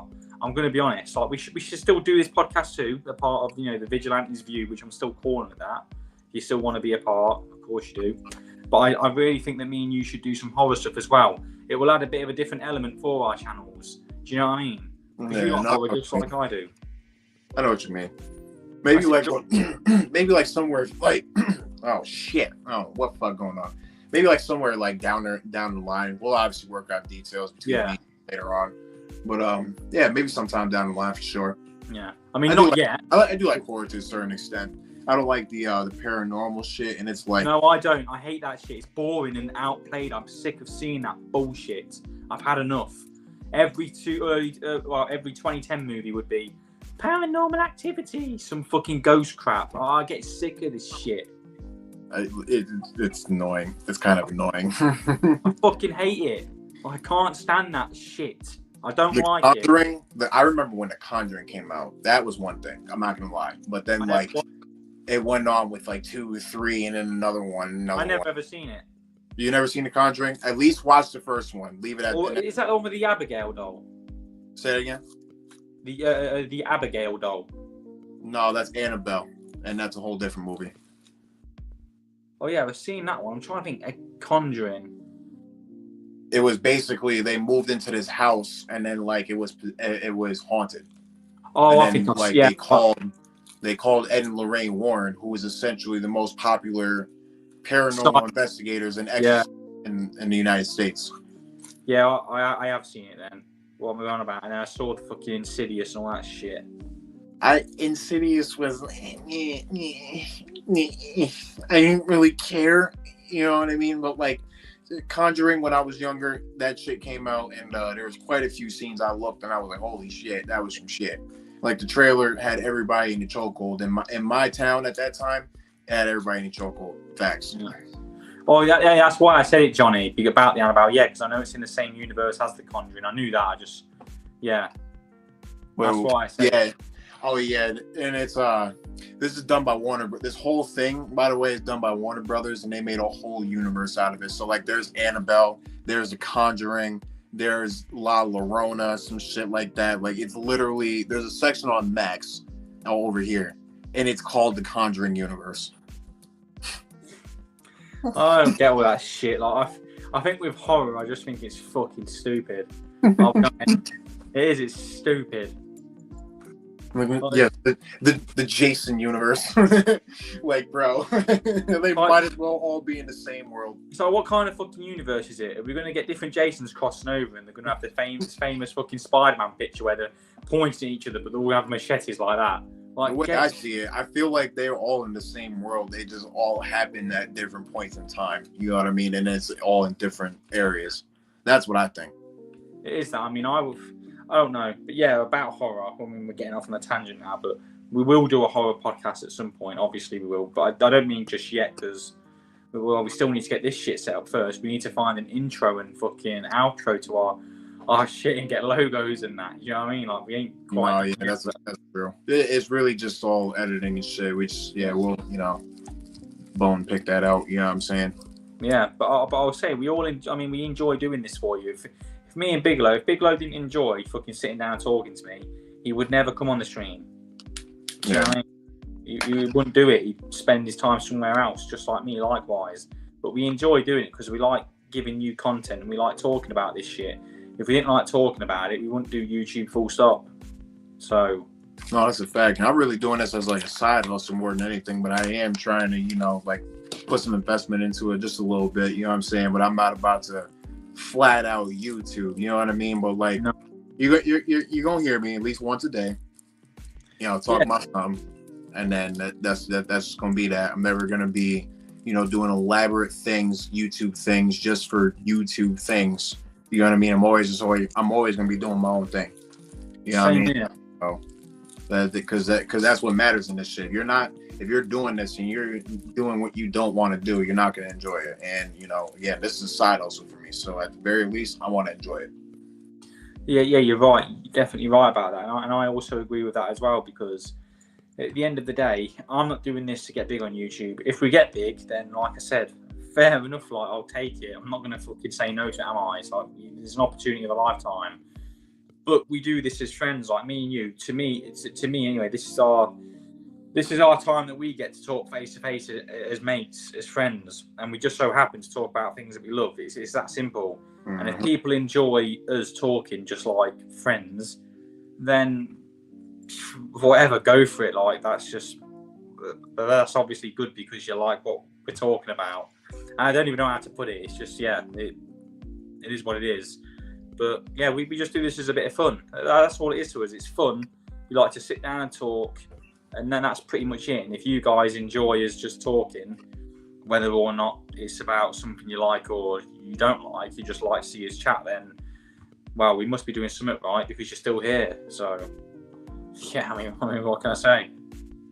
What can I say? Yeah. If you didn't like it, you wouldn't fucking be here, would you, any of you? But yeah, in terms of Superman, I think my final prediction on it is if I have to give my true prediction, and it weren't really a Superman stream. We went off on a tangent, everyone, but that, if you've noticed in these streams, that's kind of what me and Bigalow do. But there's a topic at hand that we want to talk about, and we're like, yeah, we'll talk about this, and before stream, then when we get on the stream, the topic we speak about for the last 10 minutes of the fucking stream. So it never fucking works. We've talked about everything. We covered everything. We are your news. We've done better than your local news station. Yeah, we did. We let you know that fucking Walt Disney's head is underneath fucking Pirates of the Caribbean Frozen. You'll never hear it. Let it be known that yesterday I gave justice to Diana Prince, and this wee hours of the morning today, we gave you more news and justice than any news station on the planet has. So, you're welcome. And all of our news is true. Unbiased. Yeah. Unbiased. Yeah, if we have to give our predictions before we go, I'm going to say personally, could it get to 1 billion? Yes. How about this? Overall, will it succeed? Yeah. Will the DCU take off? Yeah, definitely. That's not even a debate. You're confident in that? Oh, I know that. I know for a fact it will. Even if this film makes 600 million, he wouldn't. The thing is, Supergirl and that wouldn't have been wrapped up filming. There wouldn't be the Lantern show. Then all of this shit wouldn't get announced if they knew they weren't at least going to make some money from it. You know that yourself, Bigalow. You ain't stupid. I just don't want them to, pull the rug again, and then this is the only shit we're gonna see because that this is all we got right now. And then Peacemaker season 2. I think I'll say this. I think the film will make around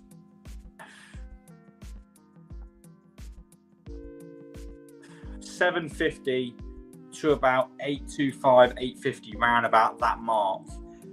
Maximum maybe $800 if I'm being honest about it. Like, do you know what I think it could reach realistically?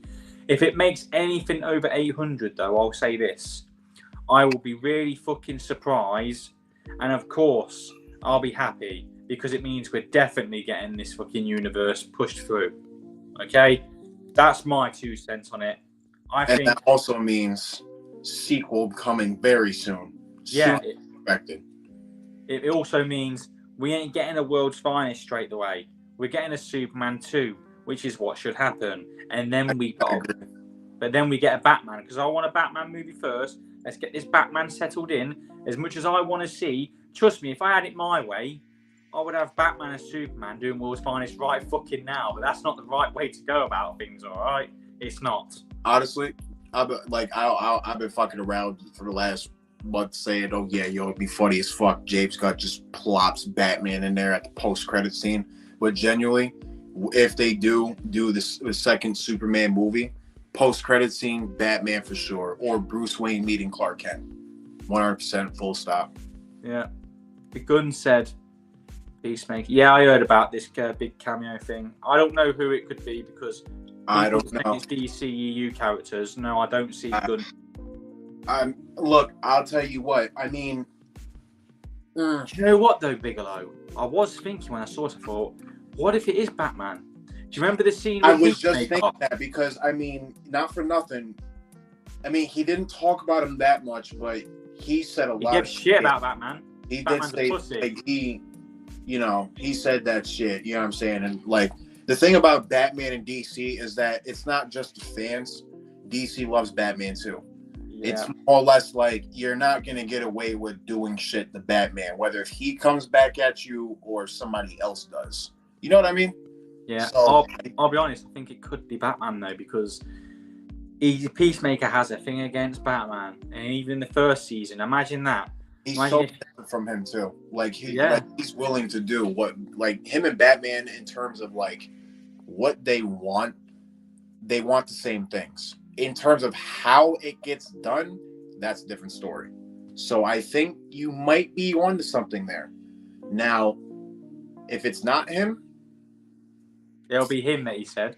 If it's not him, I don't know if it's going to be Superman. I really don't. And I don't think it's going to be... That to me is not a big cameo, though, because it's like we're already getting Superman. We know he's in the universe. I think it's got to be someone that we don't know about just yet. There's no way it's Waller. Get the fuck out of here. Because that's not a fucking cameo to me anyway. It ain't nothing big, is it? Do you know what I mean? Oh, yeah, right. I swear. James tries to sell it like that, and then it just goes, it's Amanda Waller. What do you mean? Like, no, bro. No. It's got to be somebody from the OG. I just don't think it's Superman or Wonder Woman. No. It wouldn't surprise me if it's Henry Cavill. It just wouldn't surprise me if we have him in some sort of... Like, I'm not saying it's Superman, because no, that's not going to happen. Henry Cavill, just as somebody.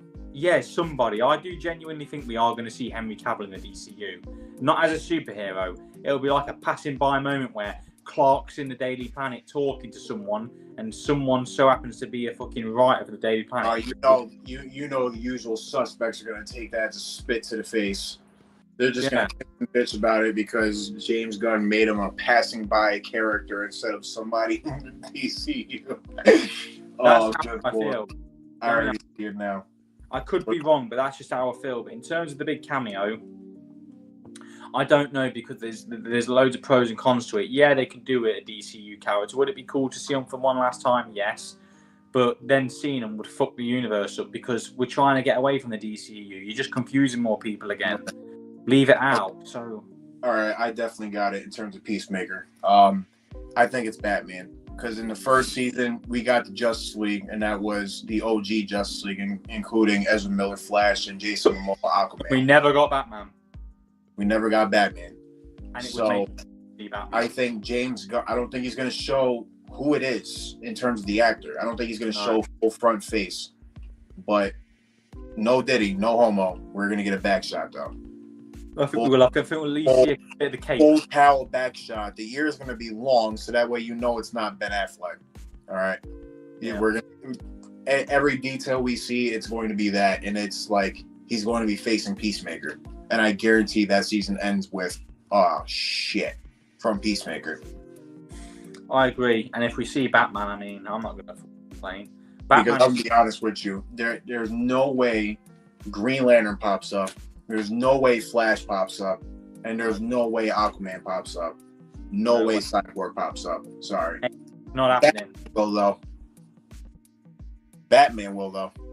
I could see him doing that. And if it's not him, at least somebody from the Bat family. Like if Damian Wayne were to show up, and it's just like would be fuck Damian. I like Damian, but I want Batman. That'd be some. I mean, you gotta remember he's gonna be in the Batman movie too. So like again, people are gonna have to know about him. Yeah. So you know what I mean? Like I get it. Trust me, I want it to be Batman too, but I would not be surprised if it was Damian. We're going to hunt Peacemaker because he sees this asshole out here doing some crazy shit, and he essentially looks at it as target practice. I wouldn't be surprised if it was fucking Nightwing, Damian Wayne going after Peacemaker. Nightwing and Damian, yeah, that would be pretty funny. You know what I mean? Maybe it's Batman and Robin. Maybe. Thoughts on Booster Gold show? Booster Gold, I think, because he's such a low-list character in terms of his popularity, I think James Gunn will want to do a solo film for Booster Gold, personally. I don't think he'll show up as a... I don't know, he might show up, yeah. I think he'll show up as a cameo maybe somewhere in some certain project. And I do think eventually he's a character that there's so much interesting lore to explore with. Let's see how that rhymed. What a big cameo, though. Booster Gold's not that big. That's he's not. I think James Gunn unintentionally told us Batman's going to be in season 2 of Peacemaker. I don't want to put all my chips on it, but like I said, there's nobody bigger than Batman. There isn't.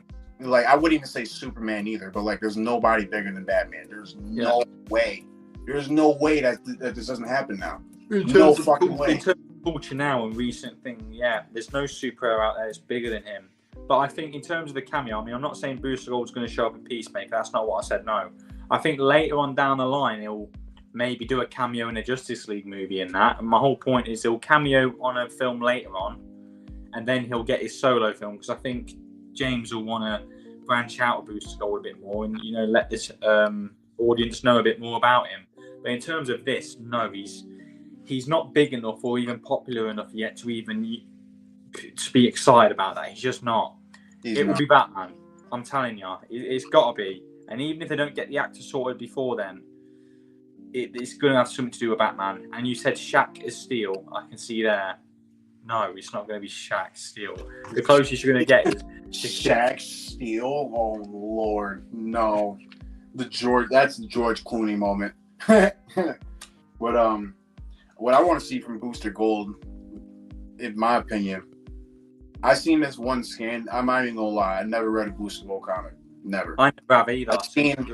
I seen the Justice League animated series though, where he had that episode, and the way I look at Justice League Unlimited, it's like it's not one for one comic accurate, but it did its own thing while taking these characters' stories and trying to make them what they were. You see what I'm saying? For modern time, they did that with Booster Gold without trying to be dark with it.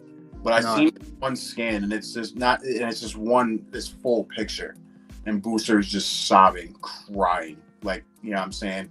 And I think that's the realization. And I think that's the realization moment he has, where he's like, he realizes he's truly a fucking loser, and this is where he this is before he's like, got to go do some serious shit.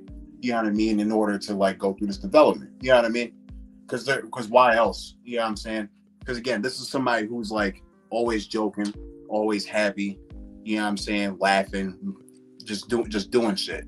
But when he's by himself, he's like, you know, damn, I was with the greats today, and I didn't do shit. I'm a fucking nobody. You know what I mean? Like, I seen that shit, and there was even like not a meme, but like one of those sad memes. You know what I'm saying? They use Booster Gold.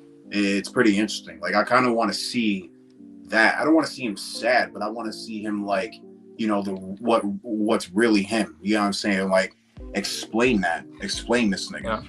You know what I'm saying? No, I agree. I just think Booster Gold, in terms of the casual audience, I think you'll agree with me on this as well. He needs more flesh. To be considered a big cameo, one, he needs to get more of a renowned name towards a casual audience. And two, he needs to be fleshed out more on live action. He's never had that because he's never been on live action. And you said Blue Beetle might be big enough. No, Blue Beetle is a cool character and all, but he's nowhere near big enough. Yeah. Not even close. Blue Beetle is a D-list character, if I'm being honest. Like I said, ladies and gentlemen, whoever the fuck is here and watching this, again, who the fuck is bigger than Batman? There's no one. Yeah. There's no fucking way. And again, I'm sorry. This motherfucker says big cameo, and it's Margot Robbie's Harley Quinn. I'm done. I mean, DC, whether anyone likes it or not, Superman will always be up front and centre. Because any Justice League, he'll always be in the middle. But DC's Golden Boy isn't their top earner. He isn't. It's Batman, whether anyone likes it or not. This is literally what it is, and this is why DC has a canon, right? And it's, wouldn't say he's broke. It's just that he's not rich. You know what I'm saying? So Superman's the poster boy. He's the motherfucker talking to everybody out front, right? Yeah. Batman's in the back paying bills. Keeping lights on. Literally. Batman's carrying a team on COD Warzone. Like, put it like this: whenever Superman's on the front screen, right, in the Justice League's, and it's like a Justice League book. Think about it like this: Batman's in the back with DC paying bills. He's signing his name on contracts so he can get money too. That's why he stay rich. Yeah. You know what I mean? He's a part of the board of directors. He's the one's getting this shit sold. He's the one getting this merchandise out there. I feel like that motherfucker's got the powers of Scrooge McDuck. Like, as a kid, Batman was always my favourite superhero. If anyone ever asked me, I'd be Batman. That's how it always was. Okay, I respect it. Mine was Spider-Man. But my favourite, what you say? Yours was Spider-Man. Mine was that guy right behind you. That exact motherfucker right there. Him. He was mine in terms of Marvel, yeah. I mean, I remember going to school and my mum used to get mad at me because I used to get my Spider-Man outfit and put it underneath my school uniform. And then on the playground at like lunchtime or break time, I'd take all my fucking, I'm not lying, this is true. If I ever get my mum on the podcast one day, I'd take all my school clothes off and I'd run around the playground in my fucking Spider-Man outfit with the fake muscles in and put my mask on. I'm not even joking. You know what it is too? And like, I don't know, like, for me at least, because I have an older brother, but we don't have the same dad. You know what I'm saying? Like, my mother had him before she had me. This motherfucker, not the same hairstyle, but if you would have shaved both of their heads, you would have thought they were brothers. At least cousins. You know what I'm saying? Because to me, that motherfucker looked just like him. So that's another thing. That's why I always saw him as like, yo, that's my nigga. I always liked him. But I didn't like Batman, and I said this in my video. I didn't really, wasn't encapsulated with Batman until Batman Arkham Asylum. Full stop. Yeah, I know a lot of people like that. See, I was encapsulated by it because I grew up with 89, and this is before the Arkham games were even a thing. Do you know what I mean? I was going around, wow. I knew this girl from her mum, and her brothers would like her brother, should I say, used to hang around my older brothers, and my mum knew her mum. And sometimes, there was times after school when I'd go around her house, and I remember that she had a Batman Returns at VHS. And I remember watching Batman Returns on VHS for the first time around that era. And yeah, I was enthralled by what I was seeing, because remember at that time in the early 2000s as well, I'm talking early 2000s, like 04, do you know what I mean? Like, around that era, the internet wasn't as prevalent as it is now. You couldn't just search it up. Like, exactly. If any of you in the chat, and you were fucking a new age generation kids, you wouldn't understand the struggle, man. It was hard back then. Like, when I'd want to watch a film, I used to have to look through the fucking magazine, the TV magazine, and look through the whole week. And if there's a film I wanted to watch on TV, I'd have to make sure I was there at that time and I was ready to watch it. And because if I didn't watch it then, if I didn't watch it then, I would that. I had to do that with Star Wars, Clone Wars. I had to do that with motherfucking just. Do you know where you are in America? Do you know Star Wars when it got played on TV? Mm-hmm. Star Wars for us always got played near December time, like Christmas. Star Wars was always playing around that time. Yeah, all the time it would play around Christmas time on TV. What Empire Strikes Back or no, or just anything? But pretty much all the OT trilogy would like play around Christmas time, or if it weren't that, Harry Potter would also do it around Christmas as well. It'd always get played on TV. Because some of those movies were, I think, filmed, developed, or like made, whatever the case was, around Christmas time, and it's also based in Christmas time. Like there's a Harry Potter movie where it's like based or set in Christmas. You know what I'm saying? But it's not the focal point. You feel me? So, and I think as for Star Wars, obviously Christmas, it's not a thing. But I think it was filmed around that time, if not released, if not developed, or if not written, something, or just the fact of Hoth on Empire Strikes Back that there's snow and shit. I think that might be it.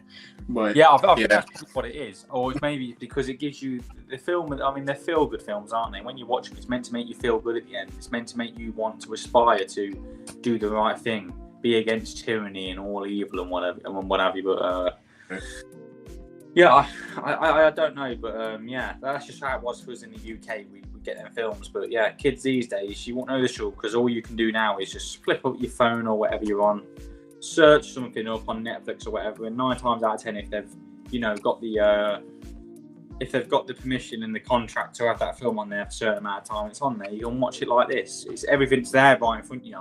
Back when me and Bigalow grew up, it weren't like that. It was you got what you got. When you went into a shop and you were looking for a certain film, if that shop didn't have it, you couldn't go online and order it. It didn't have it. It was end of. That's a fact. You know what I mean? Or if your friend had a certain video you wanted to watch, if you couldn't find it and buy it anywhere, you'd have to hope that they'd let you borrow the movie, because otherwise you weren't watching it. The game too, shit. I remember when that shit was not digital. None of that shit was digital. Yeah. You gotta go right to the game. I remember when my SmackDown versus Raw 2006 fucking got damaged. Ended up knocking my PS2 and it got scratched up everywhere. Play. That's the worst. That is the fucking worst. Couldn't find another copy because my local store didn't sell the motherfucker. That's the worst fucking feeling, but I know exactly what you mean, man. You know what I mean? Like, it's just, and it is crazy because some, like Batman 89 or Batman Returns, even Forever and Batman and Robin, like I would see them shits as a kid, sit down and watch that shit because like the background for me was always cool. I always liked the background. I'm not gonna lie. Like it wasn't even just funny, but it was like, pretty cool, wacky set pieces. You know what I'm saying? Like it was decent. It was definitely decent. I was the same for Batman and Robin as a kid. Obviously, I didn't know no better. I watched it. I was like, I really like this. But it's like when you get older. I've really seen more of Batman Forever than I've seen Batman and Robin, to be honest. Oh no, me too. I remember seeing that motherfucker, Chris McDonald and Batgirl together, though. I do remember seeing them together. And then, like, I rewatched it again just for refreshability. And then, ass. The only thing that's good in it is Chris Alfred. O'Donnell. Oh, God. The only thing that's good in it is Alfred, I swear to God. Yeah, but I'm the same. Like, and that's another thing on TV. Out of them two films, Batman Forever was the one that played way more than Batman and Robin. Batman and Robin didn't play as much as Batman Forever. I do know that for sure. Yeah. I know that. Yeah, we know why. We know why. I think we all know why. We all Batman know. and Robin shit. AKA, go and check out the previous live stream where we rated the Batman movies. Don't worry, we ain't going to tell you what we rated each Batman film, but Batman and Robin was at the top. That's very top. George Clooney, best Batman in the world. Best Batman in the world, even his suit, mate. Fucking amazing. Fucking best suit ever. I still feel the same way how I felt about him, though. His Bruce Wayne was definitely good. I feel like his like how he treated Batman was okay. It's just his bat suit. Couldn't take him seriously. That's the problem. Hi, Freeze. Seriously. Batman. Like, No. It's the way his head wobbled when he had the ice skates on and shit. Oh god. Like what? Like you could just like I'm not gonna lie. Like the most ridiculous shit still comes from Adam West, the bat shark repellent. Like that's still more ridiculous than the bat ice skates. I don't care. I don't care. No, it is. There's no denying it. Like I could see Batman pulling out like some spikes from his shoes and just walking on the ice. They just made him skate though, cause yeah. But that bat shark repellent, God. I'll just never understand it all, but I think that's the thing with it. Like when I'm looking back at these movies as well in particular, I appreciate them for what they were at a time, what they were trying to do. But that doesn't mean that they're so fucking good, because they're not. Especially Batman and Robin. Hell. It is what it is. Batman and Robin is a piece of art from its time. It is what it is of its era. Nothing more, nothing less. It will never be remembered. It will only be remembered for the wrong reasons, unfortunately. I mean, there's a couple of positive things I can say about the film. I like the look of Bane. Do you know what I mean? I think it was cool. At that time, the look of Bane was not bad. How they treated him, on the other hand, was just horrible. That was that was stupid. I mean, Uma Thurman is Poison Ivy. I'll keep saying it. She was the best thing in that film to me. I feel like her writing was ass, and I mean, I don't know. I feel like there could have been someone better, but I saw it. I seen it. It definitely was like Poison Ivy, but it was nothing memorable, in my opinion. That's why I say the best part about it, because the film was that bad that she was the only decent part, and even she wasn't great. You know what I mean? Arnold was playing Arnold. And like I said, Alfred. I feel like Alfred was obviously the best character. Like, you know, Michael Gow, again, God rest his soul, understood the assignment. I don't care what no one says. I'm probably gonna get shit for saying this, but oh god. Other than Michael Caine, I think he's the best Alfred. I just do. Nothing wrong with that. I don't think we ever had a bad Alfred, so I feel like it's you pick your poison. Yeah, I just loved him as Alfred because he came across really sweet, but also stern at the same time. Mm-hmm. And that's how I agree. It was like he was very polite, very calm, but he never held his tongue. Never. Whereas I felt Michael Caine at certain points, as great as he was, there was times where he didn't hold. There was times where he did hold his tongue.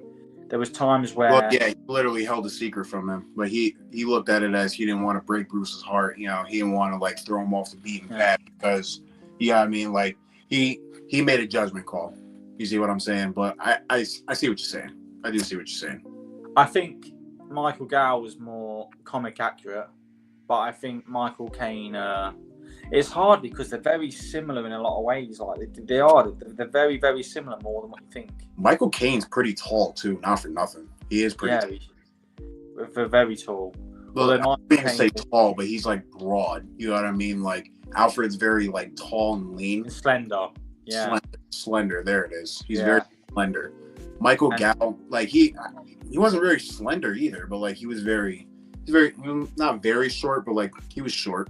It was more of a average bodybuild, which is what fucking Alfred is, with that lean side in terms of not lean in terms of muscles, but just slender, like a bit skinny. You know what I mean? Right, like Michael Keaton's not that tall. You know what I'm saying? Like he's not like Ben Affleck is taller than Michael Keaton. You know what I mean? So Michael Gow was a little bit smaller than Keaton. Yeah, he was. You know what I mean? It's like in terms of how he acted, yeah, definitely comic accurate, but I don't think like hawked to like it was a one for one. I don't think we ever got that yet. No, I don't think we've got that. I don't think we've ever got that in any of them. But I mean, out of them all, he is more close to the comics. Fair enough. That also doesn't mean you're the best. I just liked the way he was because he came across sweet and well mannered, while also he didn't mind going against Bruce and disagreeing with him on things. He didn't mind calling him out either in front of fucking Dick. He didn't mind doing that to him. Jeremy Irons is pretty good too. I'm not gonna lie, I really liked his Alfred, especially his Justice League. He was a treat. Oh no, I liked him as Alfred as well. I really liked him. See, that's another thing. I would have liked to have seen a solo film with Ben Affleck just to see more. But it is what it is. I just hope that, well, I don't think James Gunn's going to get that wrong because, like you said, we haven't had a shit Alfred yet, so that's pretty hard to mess that up personally. Yeah, there's no way. Like, even the young Alfred, that motherfucker. Yeah. I like that show. Listen, when it comes to Alfred and the Peaky Blinders, I love you, London niggas. I love you, motherfuckers. those is my niggas. Point me to those type of motherfuckers. And you mean Birmingham, because that's where the show's based. Yeah, facts. Wait, Pennyworth's based in there too?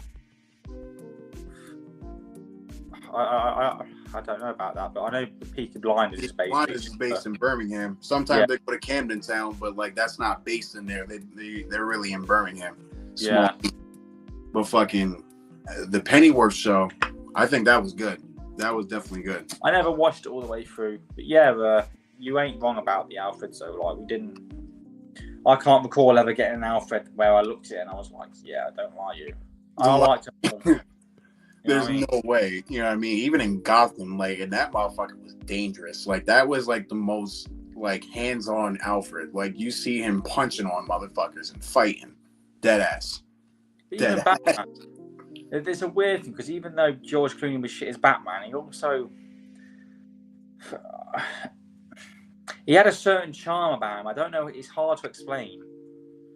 Like, he wasn't a good Batman, but there was some charm about him being Batman. I don't know. It's really hard for me to explain it. I don't know how to put it into words, but I don't even think we've had a terrible Batman. I don't think we've had terrible Batmans in terms of. We had terrible Batman movies, but like. Yeah.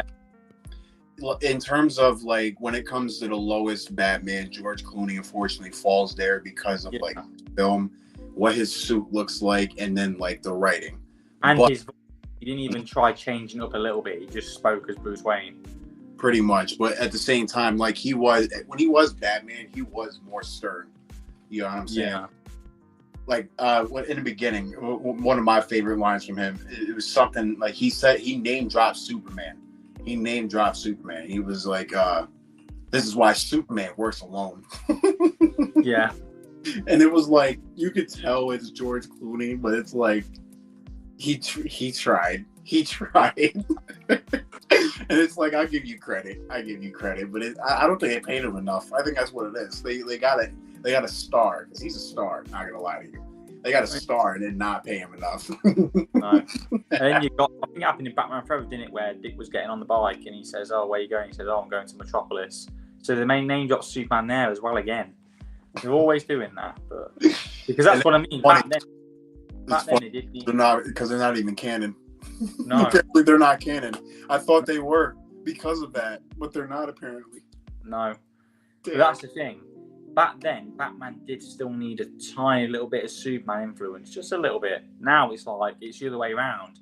Superman needs a tiny bit of that fucking Batman influence now. See how the tables have turned.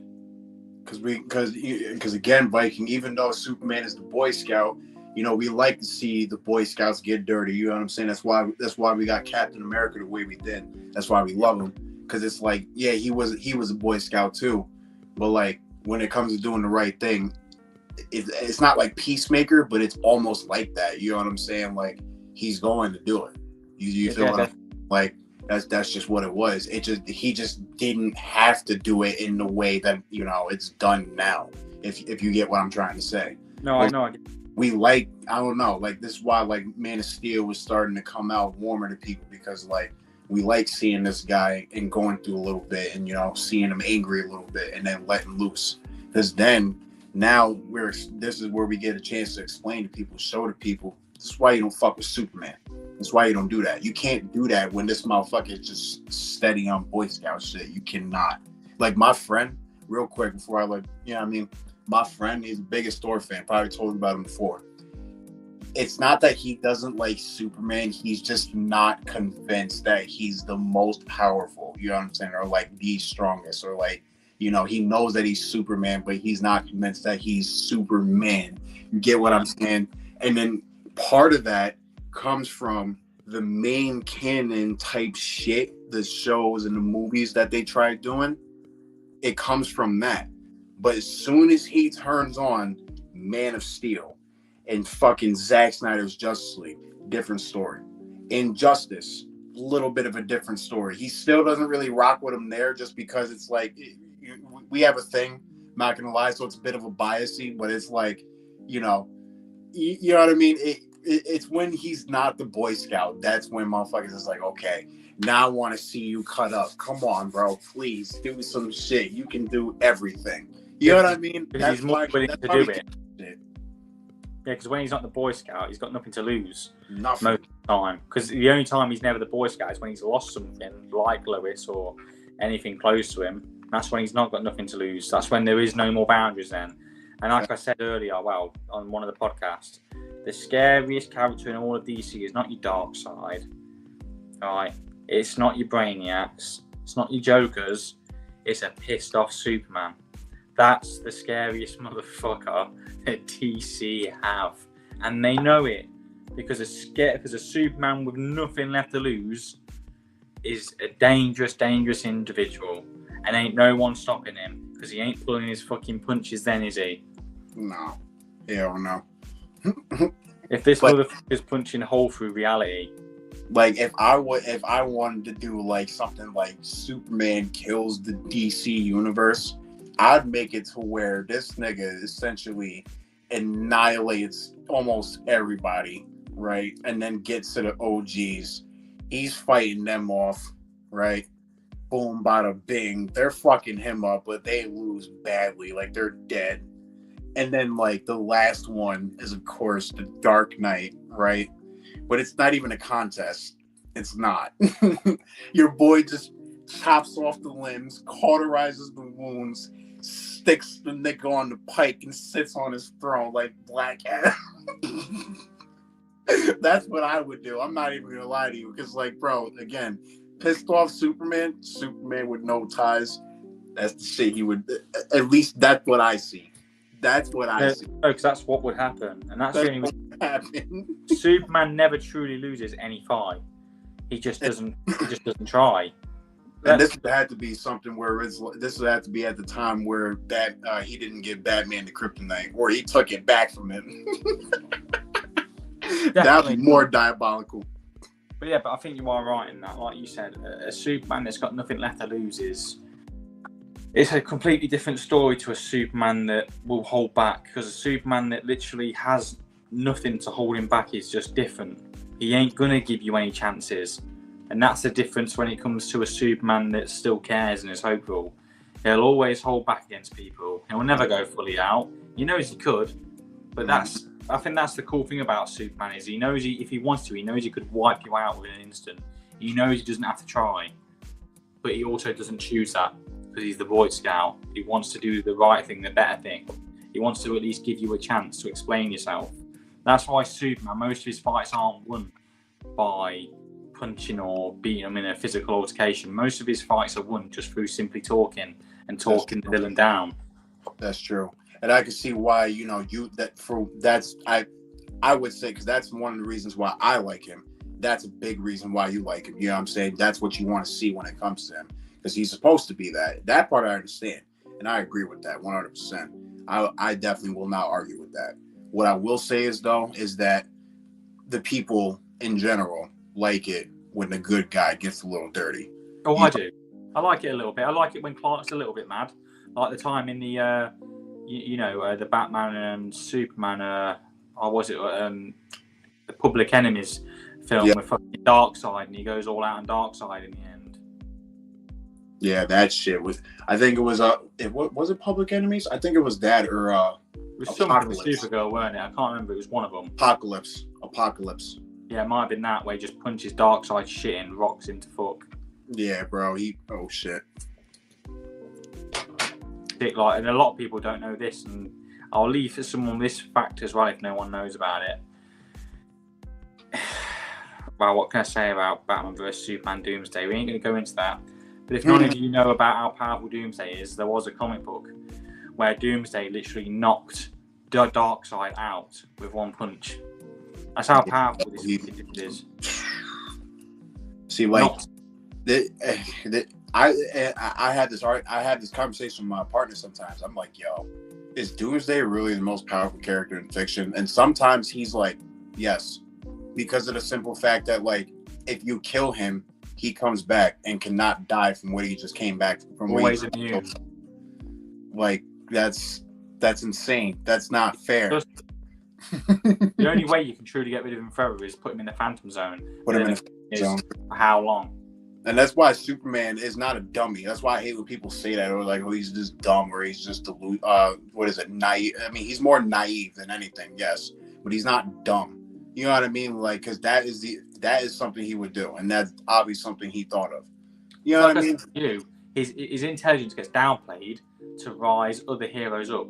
Because if he's just great at everything, because he realistically is, and he's one of the most intelligent people in all of DC. If you talk about what he's capable of doing, they just don't use his intelligent part, because if he's so intelligent and he comes across like that, it takes away from people like Batman.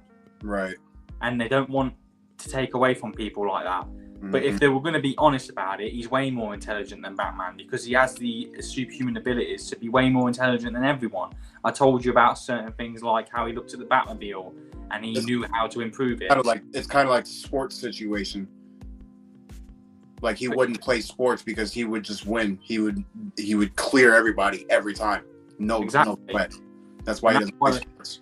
Yeah, and that's why the writers are like, well, even though he is more intelligent, we still have to give that to Batman, because if you take that away from Batman, you're taking away his main asset, which is what? World's greatest detective. You can't do that. It's not fair, is it? So, and that's why I think you shouldn't do it anyway. You shouldn't take fucking things away from other characters. But it is what it is. But that's why we like them for what they are, you know. That's why we like Superman the way he is. I feel like you should definitely start picking up his habits, though. Like the detective habits especially. And I feel like he does to a certain extent. Like in main canon, like when he is investigating, I feel like he picks up Batman's habits. It's hard not to. A lot of the time he does. Like in the comic book that I read, it's called Man and Superman by Marv Wolfman. Mm-hmm. I think it's either that one or Superman Birthright, but I think it's Man and Superman. He does a lot more investigating work in that comic book. And then you'll see things, how he starts to uncover what's going on and who's controlling all the media and all the not media, what I'm on about, like all the buildings that are getting knocked down and like all the fires that are getting caused.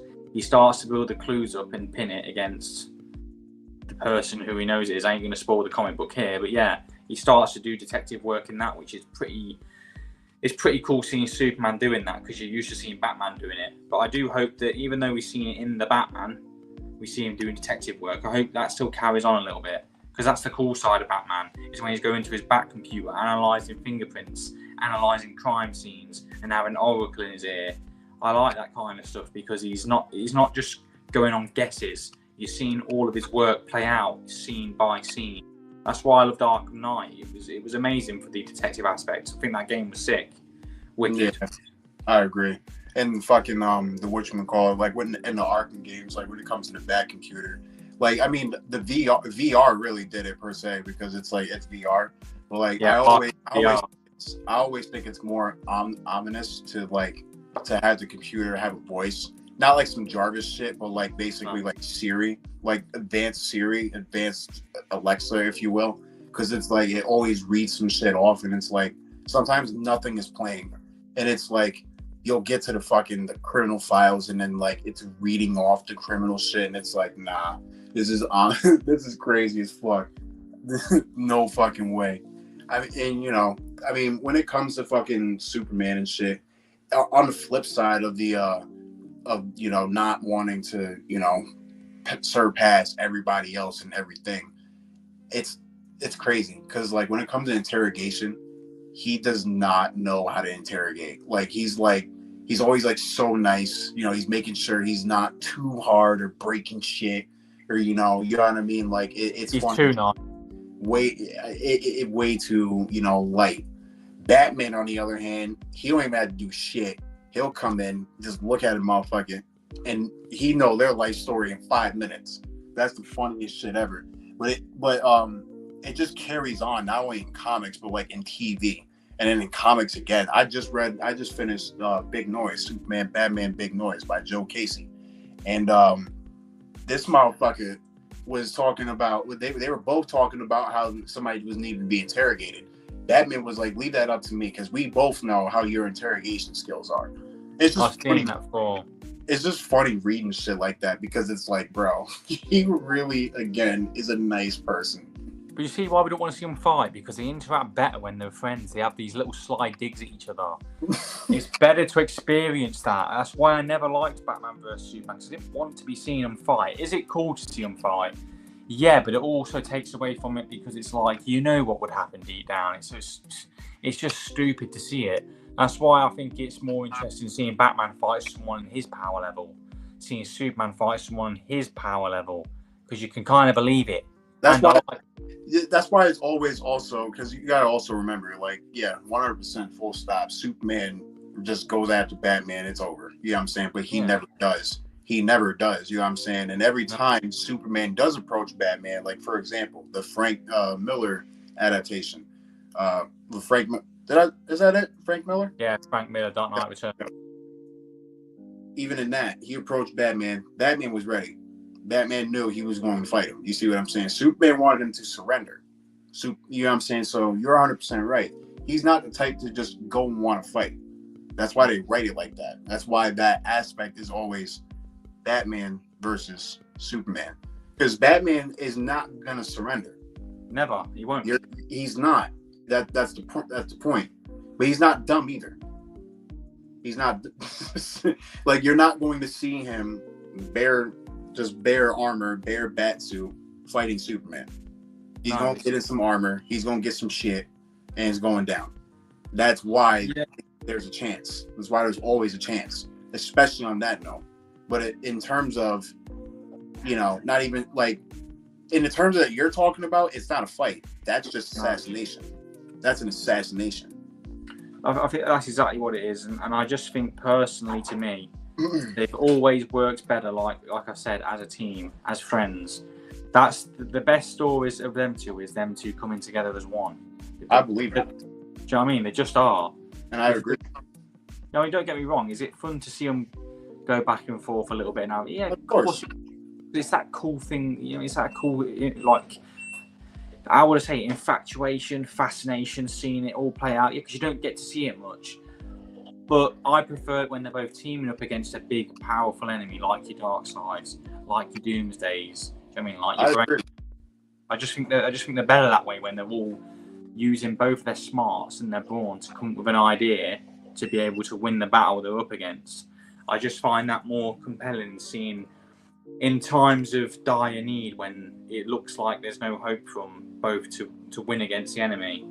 You like to see their interactions and how they act towards each other during different times of the comic or movie. Do you know what I mean? If there's times of hope, they interact differently towards each other, obviously. If there's times in dire need, danger, then of course they're going to react to each other differently as well. They're not going to react the same, are they? So it's cool to see the way they, work off of each other. I just prefer them sort of stories, and hopefully James will do that as well. I mean, I don't see why he wouldn't do that. He seems like that's the way he's going. Yeah, I don't see why he wouldn't either. We can hope. We shall wait and see. I mean, I hope he goes that route. I mean, I'm never really itching for them to fight, but what I always will say is that there's going to be a bit of head bumping when it comes to them. So, that's always something to point out. And I'm not going to be surprised if James Gunn does something small with them. Like, in the climax of everything, they're going to have a little spar. I think they will.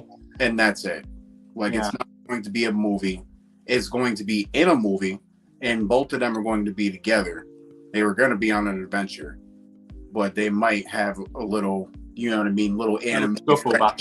They're going to have a little anime friendship fight, and then they're going to realize that shit was wrong, and then that's it. You know what I mean? I don't know. Maybe not. Maybe James won't do that. He'll do something like, like I said, where there's just conflict, It's just a lot of head bumping, but they're still brothers at the end of the day, because that's really what they are. They're brothers.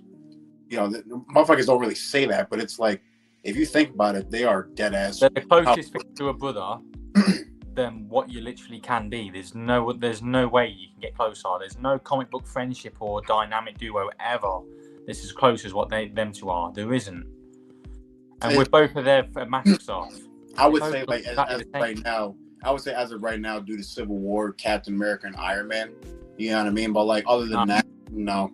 In terms of full time, maybe not. No. To me, still not, because they still don't capture the way Bruce and Clark is. They're just not the same. Then Marvel can do whatever they want, but they'll never take over that relationship. That's why they're called the world's finest for a reason.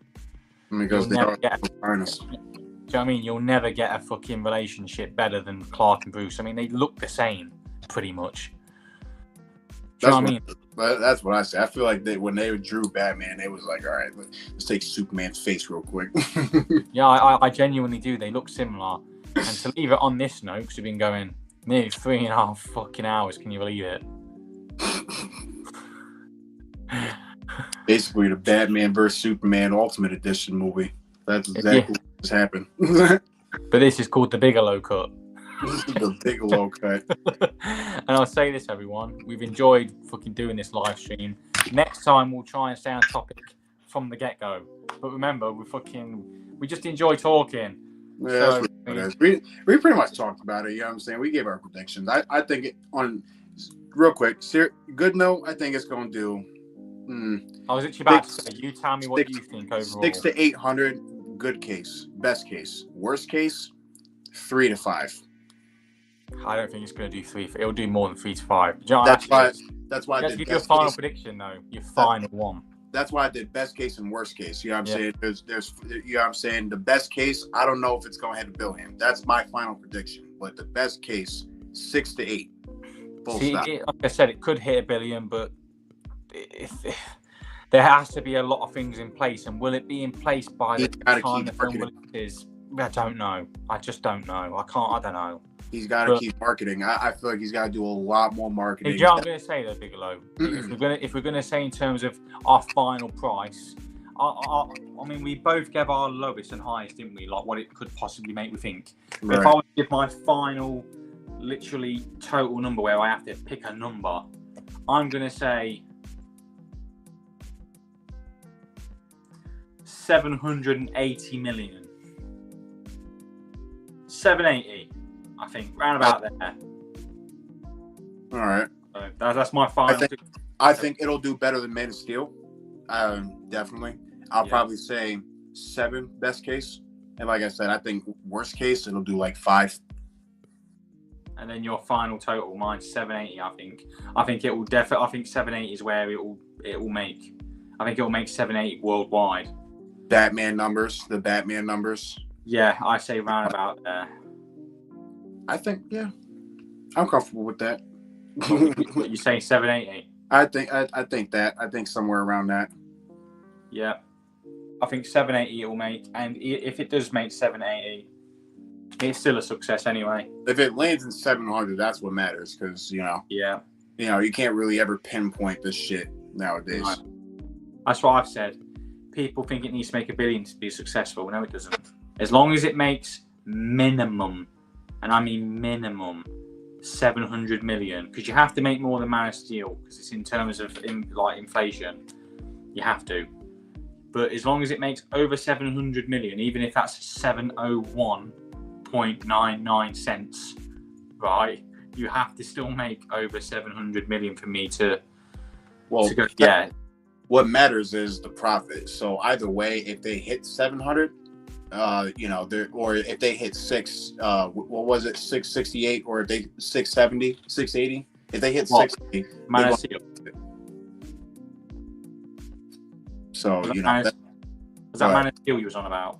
Yeah, so like I said, if it were to hit like the Man of Steel numbers, like now, I'm saying they would still profit more than Man of Steel did, because Man of Steel put a lot into the marketing. Yeah, Man of Steel's marketing was, their marketing was loads of money. Again, I talked about this a few streams ago, but Man of Steel made $668 million.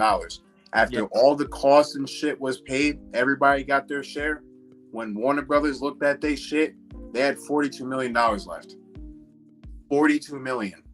Yeah, and that's in the grand scheme of things. Has people could go, yeah, $42 million is still $42 million. Like, you'd love to have that money. Yeah, I guess. Like when it comes to movie production, at that and a company, that shit don't even matter. That's you can sit on that. In terms of a company as well, WB. Yeah, that's not shit.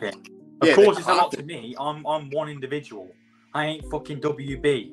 Right. No, that's a fact. But it's like, when you're making a comic book movie, motherfucker, you need more than that. 42 million. What the fuck are you gonna do with that in the next movie? Now you need to put more money into that shit. I always feel for a good profit, my opinion in terms of a good profit is at least 200 million you need to make. Like, you need to have a 200 million profit. I think that's a really nice, good sum. That's good. That's decent. You know what I'm saying? If it was off of that, yeah, that would have been decent. You know what I'm saying? Like, again, it's all about how much you put into it. Yeah. How much you make. You see what I'm saying? Like 42. That's all that matters. 42 is nothing in the greatest. Now, Bill Gates probably looks at the side of his sofa with his crusty ass fucking bits underneath the sofa, and he probably pulls out 42 million out of his fucking crusty ass sofa. Like I said, man, it needs to do well. That's what I say. It needs to do well. Yeah. You know, that's really just about it. And I think good word of mouth, good amount of profit, good, what would I say? Like, you're bringing good you're bringing good vibes back to the fans, if I could say, like good what's the word for it? Like sensing, what's the word? Good faith, that's it. You're bringing good faith to the fans. As long as you do that and you make a decent profit on it and the film's got good word of mouth, then you're all good to go. But if one of them things aren't in place, then you're going to have a tough time convincing people, unfortunately, because people are fickle these days. They won't stay around for long if you ain't giving them what they want. So, this is true. This is true. Definitely. My final prediction, 780 worldwide. That's what I'm going to say, 780. If it makes more than that, then fucking hell, I'm going to be happy. If it makes less, I wouldn't say we're in trouble, but it's not looking good for the start of the DCU. That's just my 2 cents. That would be a bad start, unfortunately. A bad start. Not a great one. But yeah, if everyone's enjoyed watching the stream, I mean, we've been going for 3 hours for 36 minutes. Fuck, you know. Forget it's bright outside where I am now. It was dark when I started. The fucking Snyder cut of the fucking live stream. Definitely. Yeah. I mean, we're going to do this again. Maybe do it, I don't know, fucking do it on Sunday if you want, tomorrow or some shit. I don't mind doing it. I'm cool. Yeah, no, we'll see. I'll let you know where I'm at.